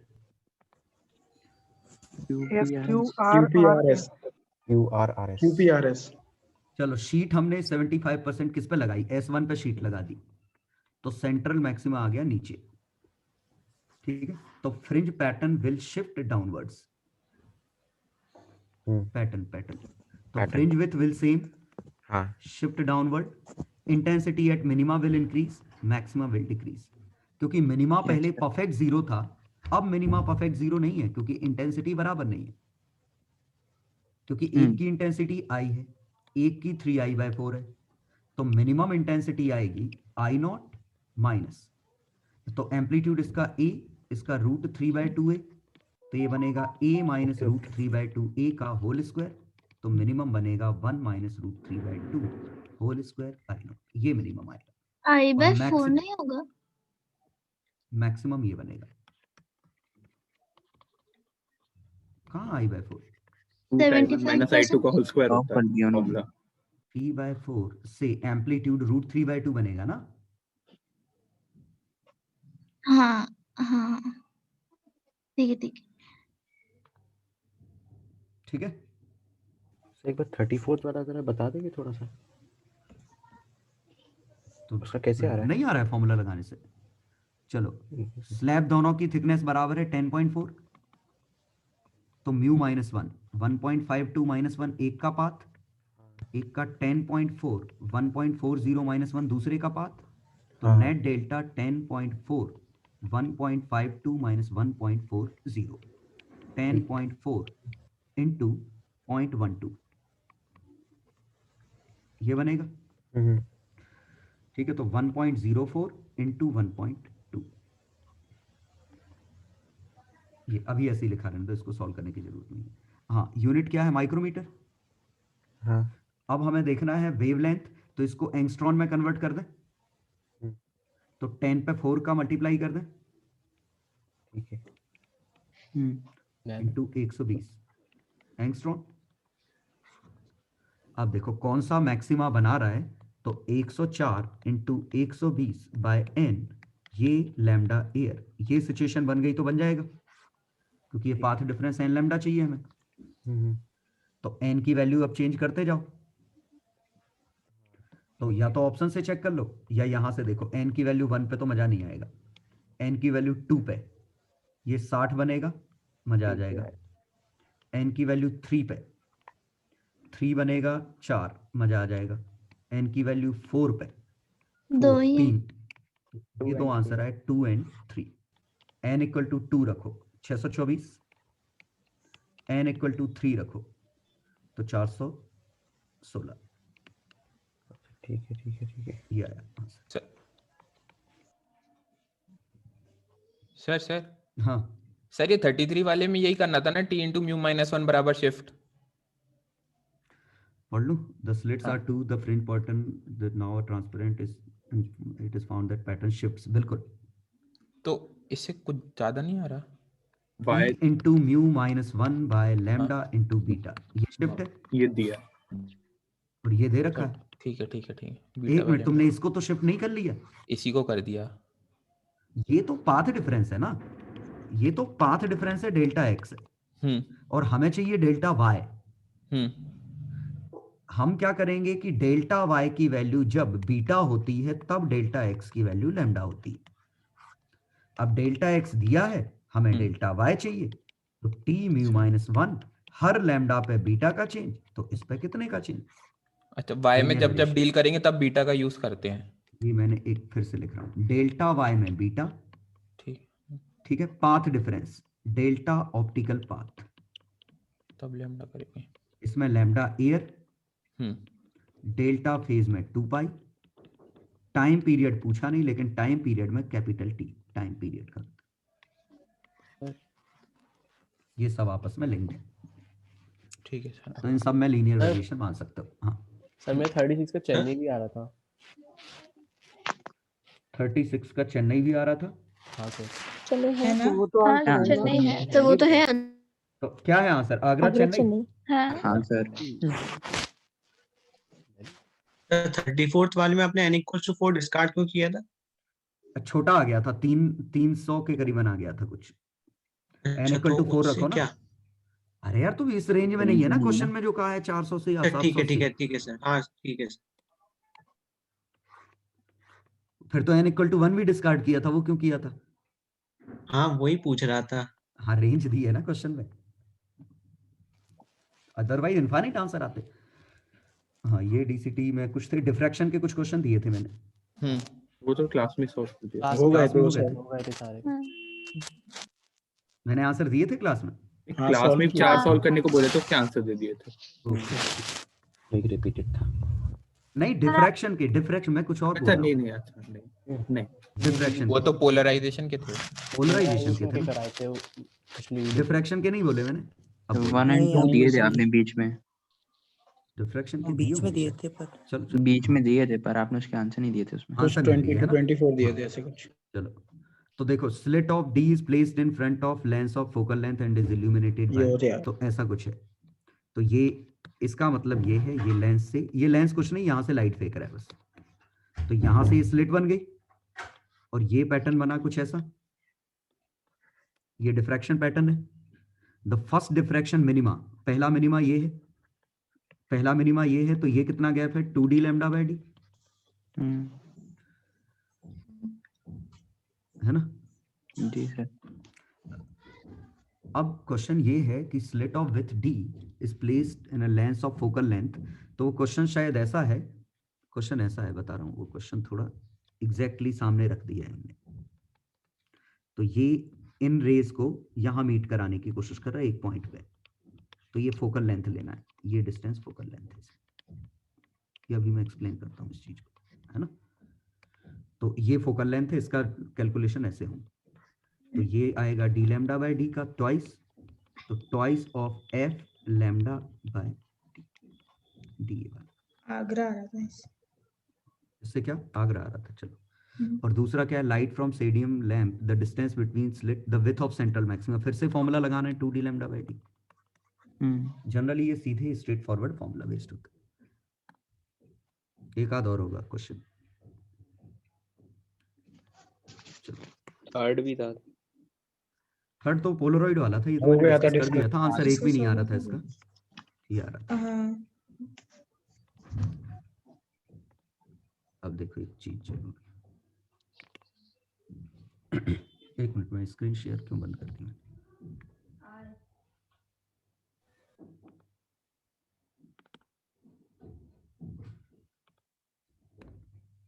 एक इंटरेस्टिंग कॉन्सेप्ट दिखाता हूँ।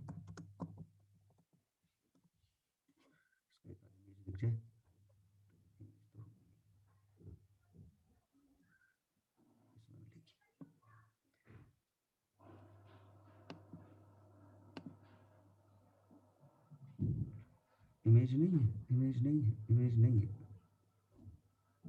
है।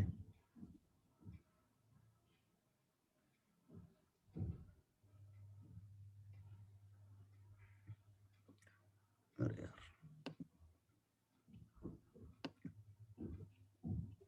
तो मुझे फिर समझानी पड़ेगा वैसे।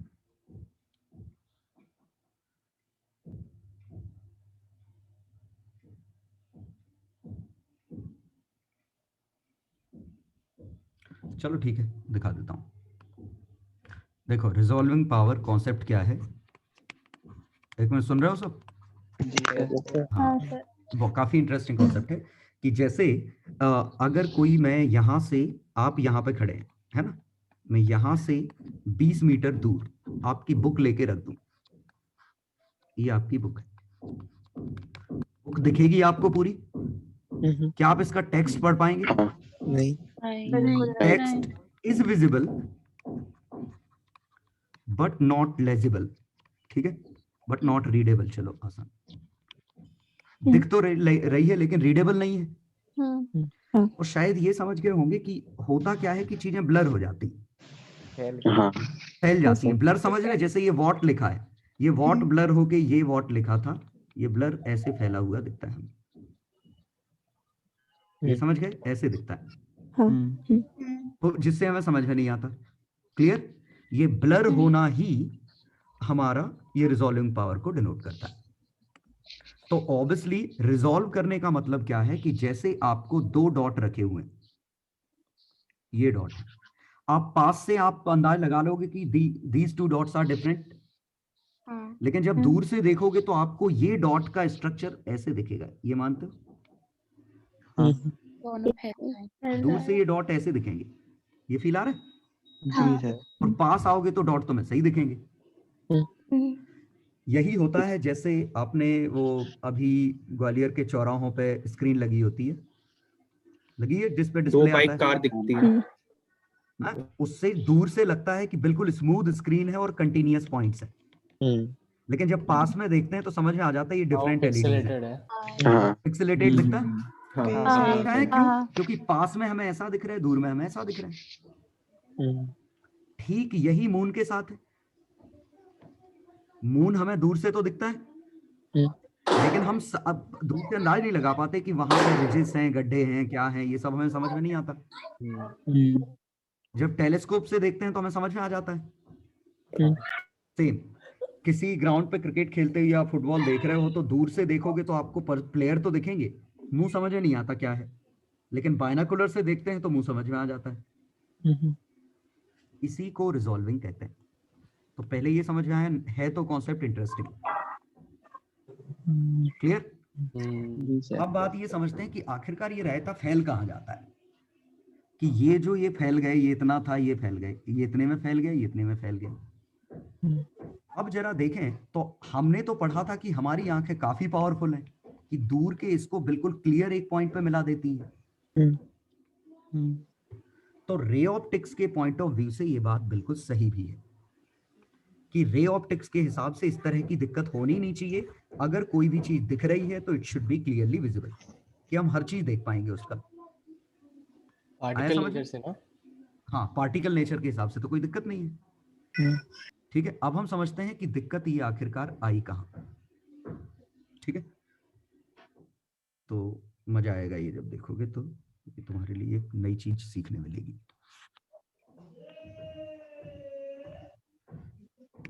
चलो देखो होता क्या है, अच्छे से समझना। रे ऑप्टिक्स क्या कह रही है और वेव ऑप्टिक्स क्या कह रही है, ये हम समझते हैं। तो रे ऑप्टिक्स ने ये कहा कि ये रेज, ये रेज, ये रेज, ये रेज, ये सभी एक यूनिक पॉइंट पे इकट्ठी होंगी। क्लियर। वेव ऑप्टिक्स ने ये कहा नहीं, ये यूनिक पॉइंट पे इकट्ठी नहीं होंगी, इनका पैटर्न कुछ ऐसा बनेगा।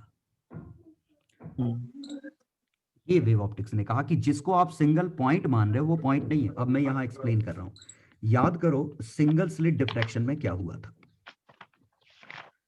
सिंगल स्लिट डिफ्रैक्शन में क्या हुआ था कि दरअसल ये मल्टीपल चीजों का इंटरफेरेंस था। याद करो, ये एक नहीं हजारों वेव्स इंटरफियर कर रही थी, और ये सभी इंटरफियर करके जिस पॉइंट पे पहुंच रही थी उस पे नेट इंटेंसिटी मिल रही थी।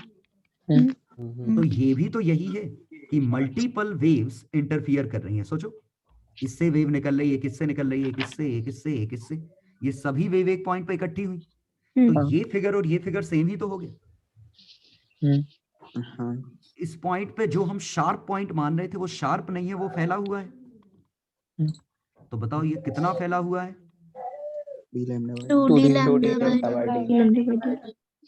और जरा यहां समझने की कोशिश करो कि ये डी एफ है, अपर्चर ही डी है। अब बताओ रिजॉल्व करने के लिए हम क्या चाहेंगे कि ये फैलाव कम हो या ज्यादा हो?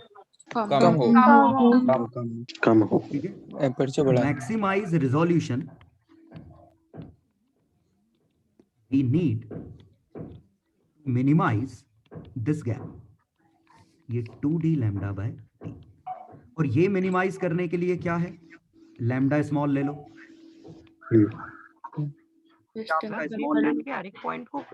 स्मॉल डी लार्ज ले लो। अब जरा ये प्रैक्टिकली तीनों चीजें आपको समझ में आ जाएंगी। ये सही है, कैपिटल डी जितना बड़ा फैलाव स्प्रेड उतना ज्यादा।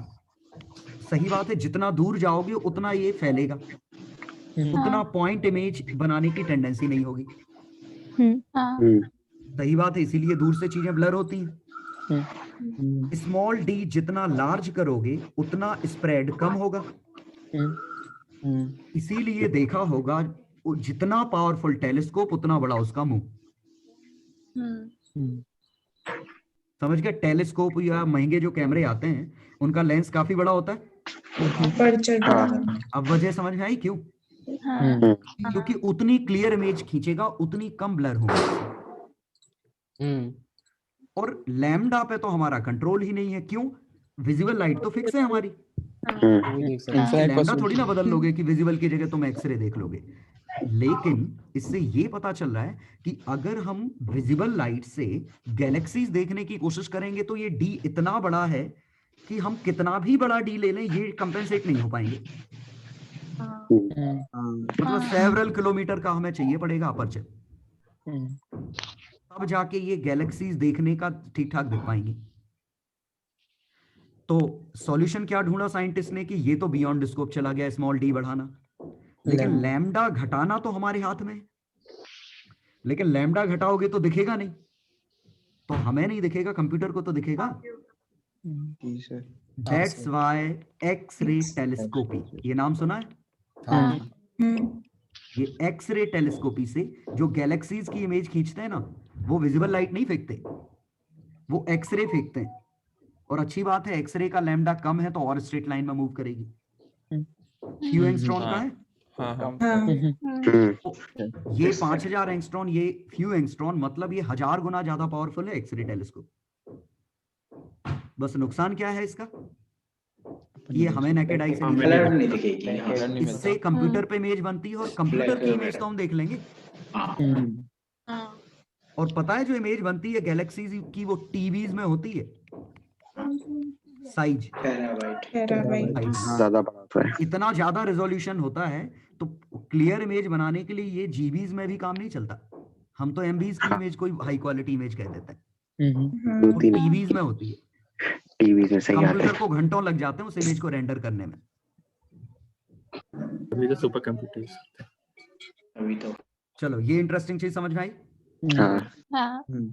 ठीक है, सर इससे रिलेटेड ये पूछना था कि जो हमारा यहाँ पे ब्लडनेस दिख रही है और एक हमारा आई डिफेक्ट, तो इन दोनों में ब्लडनेस में अंतर दो क्या अलग अलग चीजें। उसमें तो रेज इकट्ठी नहीं हो रही है एक जगह, उसमें तो रे ऑप्टिक्स की वजह से ही ब्लडनेस है। ये तो रे ऑप्टिक्स ने कहा शार्प इमेज, फिर भी शार्प नहीं बन रही है। वहां तो वो इकट्ठी भी नहीं हो पा रही है, इकट्ठी नहीं हुई थी। ओके, तो ये तो फैलाव हमेशा ही होगा, इकट्ठा हो या ना हो, लेकिन प्रैक्टिकली ये फैलाव उतना ज्यादा नहीं है। जरा वैल्यू देखो, अगर मैं फोकल लेंथ लूं 20 सेंटीमीटर, ये लूं 5 सेंटीमीटर, 5 तो ज्यादा हो गया, 2 सेंटीमीटर ले लेता हूं। फोकल लेंथ काफी कम नहीं होगी? 1 सेंटीमीटर, आधा सेंटीमीटर के आसपास। अरे हमने नॉर्मल एक लेंस लिया, नॉर्मल एक लेंस लिया, तो आंख का रिजॉल्विंग पावर काफी अच्छा है। आंखों का रिजॉल्विंग पावर लेंस के मुकाबले काफी अच्छा है जी। आंखों जैसी क्वालिटी तो कोई भी कैमरा नहीं दे पाता अभी। बट आंखों में हमारा बड़ा डी तो छोटा होगा ना? हम बात कर रहे हैं नॉर्मल, जो हमने एक लेंस लिया, उस लेंस की फोकल लेंथ 20 सेंटीमीटर रखी, ये 2 रखी। अब हम ये फैलाव देखते हैं तो स्प्रेड आया 2 डी लैम्डा, लैम्डा 0.6 एंगस्ट्रॉन लेना, 0.6 माइक्रोमीटर बाय डी, 2 × 10⁻²। तो 2 कट गए, 12 माइक्रोमीटर का फैलाव आया। ये तो काफी कम है। और डेली लाइफ में ये 12 माइक्रोमीटर निगलेक्ट हो जाएगा। लेकिन सोचो अगर 20 सेंटीमीटर की जगह यहाँ पे 20,000 होता, तब तो ये ठीक ठाक होता, 10 पे 3 मल्टीप्लाई हो जाता। ठीक है, हाँ, तो इसी वजह से बड़े, हाँ सर यही रीजन है क्या कि हम लोग जो लैटिस वगैरह है उसके लिए बड़ा लैम्डा यूज करते हैं, इंफ्रारेड वाली चीज? उसमें छोटा लैम्डा यूज करते हैं। छोटा लैम्डा जितना छोटा उतना बेहतर रिजॉल्विंग पावर होगी ना। नहीं तो सर, छोटी चीजें देखना है तो छोटा लैम्डा यूज करो, बड़ी चीजें देखना है बड़ा लैम्डा यूज करो, मतलब ऐसा। अच्छा, ओके सर। छोटा चाहिए ना, लैम्डा जितना छोटा उतना बेहतर। इसका रिलेशन उससे भी ऐसे ही अपन है ना, कुछ ज्यादा कलरफुल चीजों को रिकॉर्ड करते हैं तो ज्यादा एमबी खर्च होती है, और ब्लैक कलर की चीजों को रिकॉर्ड करते हैं तो मतलब बहुत ही कम एमबी खर्च होती है। कोई लेना देना नहीं है इसका उससे। क्या कह दिया? चलो अगला इंटरेस्टिंग चीज देखो। तो एक हमारा डॉट ये है, एक डॉट ये है, ये 2 डॉट डिफरेंट थे। स्क्रीनशॉट लेते जाना, फिर मत बोलना हमने नहीं लिया।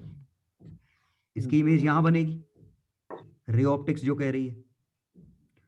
ठीक है, दूसरे का मैं कलर चेंज कर देता हूं, ये कलर ले लिया। इसकी इमेज यहां बनेगी, इसका नाम ए है, इसका नाम ए है, इस सियान वाले का बी था, इसका बी है। तो रे ऑप्टिक्स ये कह रही है कि ये दो डिस्टिंक्ट इमेजेस होंगी, कह रही है, लेकिन वेव ऑप्टिक्स कह रही है नहीं, ये भी फैलेगा, और ये कह रही है ये ब्लू वाला भी फैलेगा।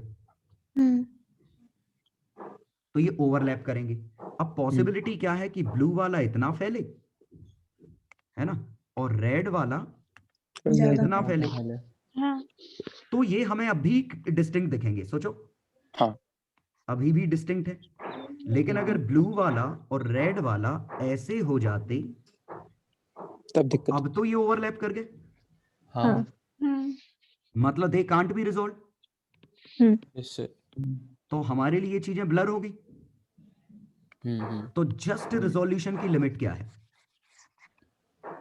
जब तो अगर मैं लिखूं लिमिट ऑफ रिजोल्यूशन, तो क्या है?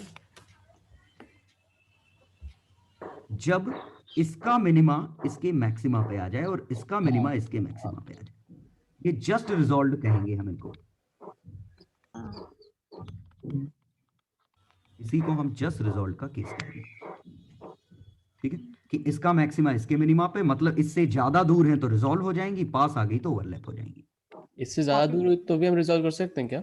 हाँ, क्योंकि हमें दो मैक्सिमा अलग अलग दिख रहे हैं ना। हाँ, अच्छा, कन्वर्स तो कर सकते, ठीक है। तो ये हमारा आएगा डी लैम्डा बाय डी। सोचो। हाँ सर। हाँ सर। क्या है समझ में? हाँ। तो ये डी लैम्डा बाय डी है, और शायद ये समझ पा रहे होगे कि इनका जो थीटा है, इनको ज्वाइन करने वाली रेज का थीटा और फाइनल रेज का थीटा, ये थीटा तो सेम है। तो ये थीटा हम लिख सकते हैं D lambda by D, so that answer D पे इंडिपेंडेंट आ जाए। ये थीटा, ठीक है। और resolving power is 1 theta is D by lambda. ये सोचो कि थीटा जितना छोटा उतना बेहतर रिजॉल्विंग पावर है। सोचो, ये क्या है? मिनिमम थीटा, मिनिमम थीटा जिस पे हम क्लियर देख पा रहे हैं। तो जिसका थीटा जितना छोटा होगा वो उतना पावरफुल हो जाएगा लेंस। तो ये डी लैम्डा बाय डी वाला नहीं है वो डिस्टेंस। अरे ये थीटा निकाला हमने। नहीं, वो रे डायग्राम मैक्सिमा हटा के देता बीच हूँ, में। रे डायग्राम हटा देता हूँ, अब समझ में आ जाएगा। ये distance D lambda by D कैसे हुआ? ये आया समझ में? इसने इसकी इमेज यहाँ बनाई, उसकी इमेज यहाँ बनाई, ये ठीक है। हाँ। ये हमने लिया ना, ये फैल गया। D lambda bye 2d lambda by D पूरा होता है, ये तो आधा है ना। अच्छा, ओके, हाँ 2D, हाँ ये तो हाँ आधा हाँ है ना, ये फील आ रहा है, आधा है। हाँ हाँ मैक्सिमम मिनिमा। तो समझो कि ये हमारा थीटा मिन है। ये स्क्रीनशॉट लो, फिर इसको थीटा मिन का को डिफाइन करते हैं। स्क्रीनशॉट ले लो इसका। स्मॉल डी वो अपर्चर है ना? हाँ, स्मॉल डी अपर्चर।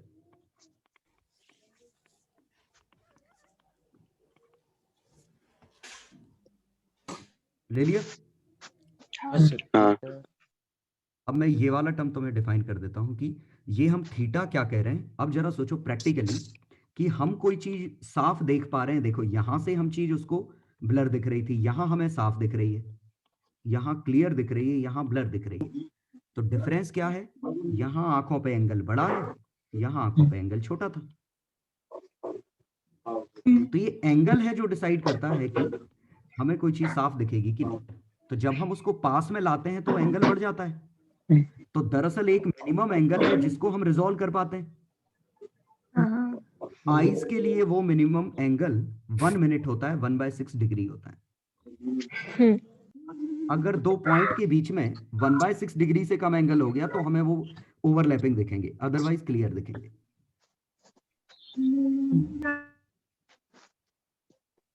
ये जनरल नॉलेज वाली बात थी।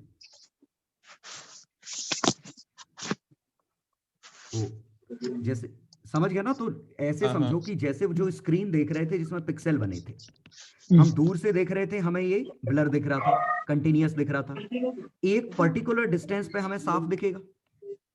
एक पर्टिकुलर डिस्टेंस पे डी मैक्स पे,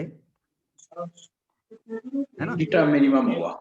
इस पे हमें ये समझ में आ जाएगा वो क्लियर है, वो अलग अलग पिक्सल है और उसी पे ये थीटा मिनिमम है। मतलब हमें कम से कम इतना थीटा चाहिए रिजॉल्व करने के लिए। इससे और अंदर चले गए तो साफ देख ही लोगे। और इस थीटा मिन की लिमिट 1 मिनट होती है। तो अब शायद हम ये बता सकते हैं कि वो टीवी हमें कितने डिस्टेंस से साफ दिख जाएगी। कि ये पिक्सल का हमें डिस्टेंस क्वेश्चन में गिवन होगा, यहां से हम डिस्टेंस कुछ x से कैलकुलेट कर रहे होंगे, ये आंख है, ये एंगल थीटा है, तो theta is equal to d by x, theta 1/60 into pi by 180 है। ये डिस्टेंस d है, मान लो 2 मिलीमीटर का होता, बाय x की value 2 millimetre into 180 into 60 by pi, इतना मीटर। तो ये लिखा मैंने 2 6 का 2 गुना 12 इंटू 1.8 बाय पाई मीटर लिख सकता हूं। Yes sir.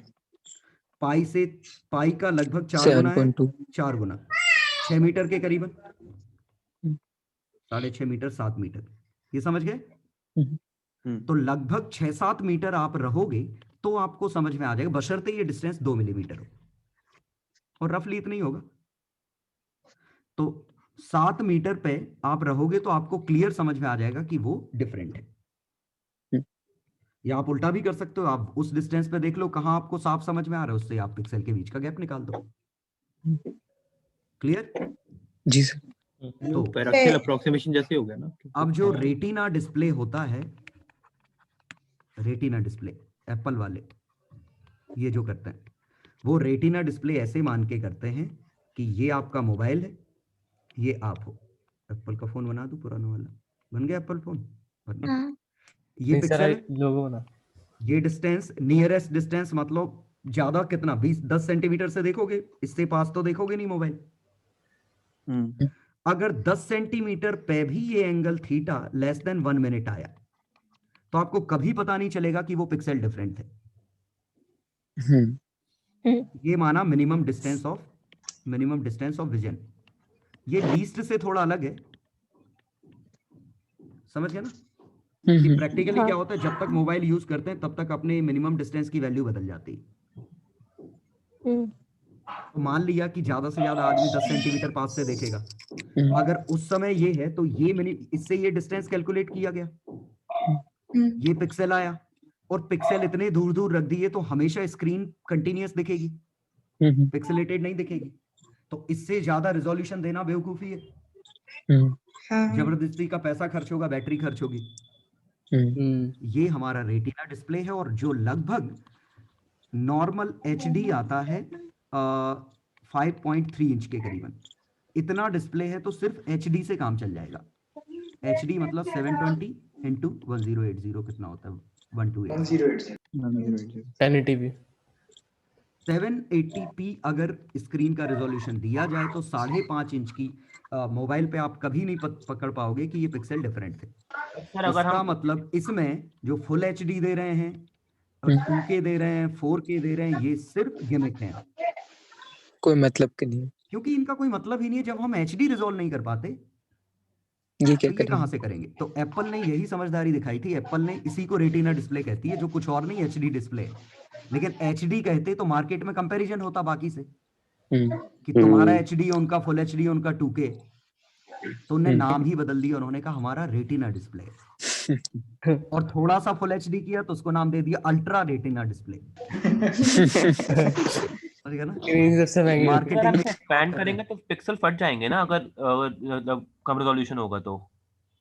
तो मतलब अगर अपन HD की बात करें या 2K 4K में बात करें, तो अगर HD को अपन अगर क्या कहते हैं जूम इन करेंगे तो उसके पिक्सल फट जाएंगे और 4K के नहीं फटेंगे, तो ये तो फायदे की बात होगी। ये क्या कह रहे हो, पिक्सल फट जाएंगे, क्या फट जाएंगे, दिख तो हमें स्क्रीन ही फोटो फट जाती है ना, मतलब अगर अपन ज्यादा पास मतलब जूम इन करें, फोटो के मेगापिक्सल फटेंगे, स्क्रीन के थोड़ी ना। कुछ और चीज है यार, वो तो सॉफ्टवेयर है। अब वो इमेज थी इतनी साइज की, अब तुम जबरदस्ती उस इमेज को इतनी साइज में खींच रहे हो तो पिक्सल दूर दूर होंगे ना, कैसे कंप्यूटर कैसे बनाएगा उसको। एक्स्ट्रापोलेट ही तो करेगा, बीच में अपने मन से कलर डालेगा। नहीं समझे? स्क्रीन इतनी बननी थी, इमेज इतनी थी। हाँ सर। और तुमने कहा नहीं मुझे तो इमेज जूम करके इतनी बड़ी दिखानी है। हाँ। तो उसके पास तो कंटेंट इतना ही था, तो एक्स्ट्रा कंटेंट वो मन से डालेगा, लीनियर इंटरपोलेट करके डालता है। जैसे यहाँ रेड है, रेड के बगल में ब्लू है, तो बीच में रेड और ब्लू का मिड पॉइंट लेके डाल देगा। तो पक्का मन से डालेगा। तो एल्गोरिदम कोई इतनी अच्छी नहीं कि बिल्कुल अंदाज लगा ले कि बीच में यही कलर होना चाहिए, तो ब्लर होगा। सॉफ्टवेयर प्रोसेसिंग होती है, ठीक है, फटेगा नहीं, ब्लर होगा। तो पिक्सेलेटेड थोड़ी स्क्रीन दिखने लगेगी। जूम करने पे पिक्सेलेटेड थोड़ी दिखती। पिक्सेलेटेड मतलब एक पिक्सल दिख रहा है, फिर डार्क दिखा, फिर डार्क, फिर दूसरा पिक्सल, फिर डार्क, फिर तीसरा पिक्सल, ऐसा थोड़ी दिखता है। कुछ समझ में आ गया बच्चों? सर मुझे पूछना था कि यहाँ पे हमारे बड़े डी का रोल क्यों नहीं आया? रिजॉल्विंग पावर अगर पूछी है तो इट इज 1/डेल्टा थीटा। डेल्टा थीटा क्या है? मिनिमम रिजॉल्विंग एंगल या मिनिमम एंगल। और ये कितना आया हमने देखा, तो ये अपर्चर के प्रोपोर्शनल है, लैम्डा की इनवर्सली प्रोपोर्शनल है। बस ये फॉर्मूला पूरा समझाने के लिए मैंने ये दिया है, ये पूरा कॉन्सेप्ट। इसीलिए ये समझ गए तो दो चीजें मैंने सिखा दी। एक्सरे टेलीस्कोपी क्यों है, एक्सरे टेलीस्कोपी का कॉन्सेप्ट समझाया। इलेक्ट्रॉन माइक्रोस्कोप क्यों पावरफुल है, क्योंकि इलेक्ट्रॉन की वेवलेंथ भी यही है, फ्यू एंगस्ट्रॉन। सोचो। और तीसरा हमने बात की कि टेलीस्कोप का मुंह इतना बड़ा क्यों होता है, और ये किलोमीटर क्या कह रहा हूं, फ्यू मीटर्स में तक होते हैं। एनसीईआरटी में दिया है कितने बड़े बड़े हैं टेलीस्कोप। चाइना में ना सबसे बड़ा। ठीक है, अब बताओ कौन क्या कह रहा था। सर यहाँ पे हमारे रिजॉल्विंग पावर में हम प्रैक्टिकली देखते हैं तो बड़े डी का रोल आता है, बट इधर क्यों नहीं आया फॉर्मूले में? कहाँ प्रैक्टिकली देखते हैं? जैसे अगर दूर का देखते तो हमें रिजॉल्व नहीं कर पाते, जबकि पास का देखते तो कर पाते। एंगल तो दूर का देखोगे तो ये डिस्टेंस बाय दिस डिस्टेंस होगा ना, एंगल मैटर करेगा ना। डी क्यों नहीं मैटर करेगा? अरे तो डी क्यों नहीं मैटर करेगा मतलब? नहीं, एंगल मैटर करेगा। डी मैटर किया तो थीटा बदल गया ना, तो थीटा में आ गया ना डी का रोल। थीटा में डी का रोल आ गया, बट डायरेक्ट डिपेंडेंसी तो दिख नहीं रही। अरे यार डी बढ़ा रहे तो ये फैल भी तो रहा था। दोनों फैक्टर कट गए ना, फैलाव भी डी के प्रोपोर्शनल है। हाँ। ये डिस्टेंस भी डी के प्रोपोर्शनल है। हाँ, तो दोनों फैक्टर कट गए। ओके।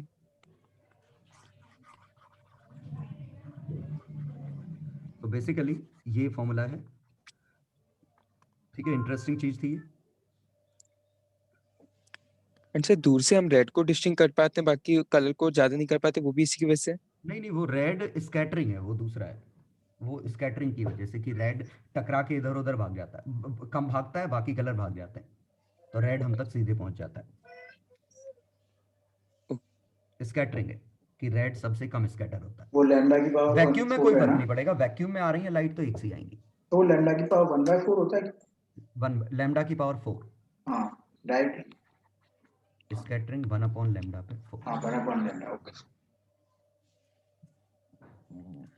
ठीक है, तो क्वेश्चन इसके ऐसे आते हैं, लास्ट में दे रखा होगा, कहाँ गया शेयर स्क्रीन, अगर इसमें होगा, देखो ये मिल गया। रिजॉल्विंग पावर ये देखो, क्वेश्चन नंबर 6, क्वेश्चन नंबर 7। बताओ आंसर 6 और 7 के।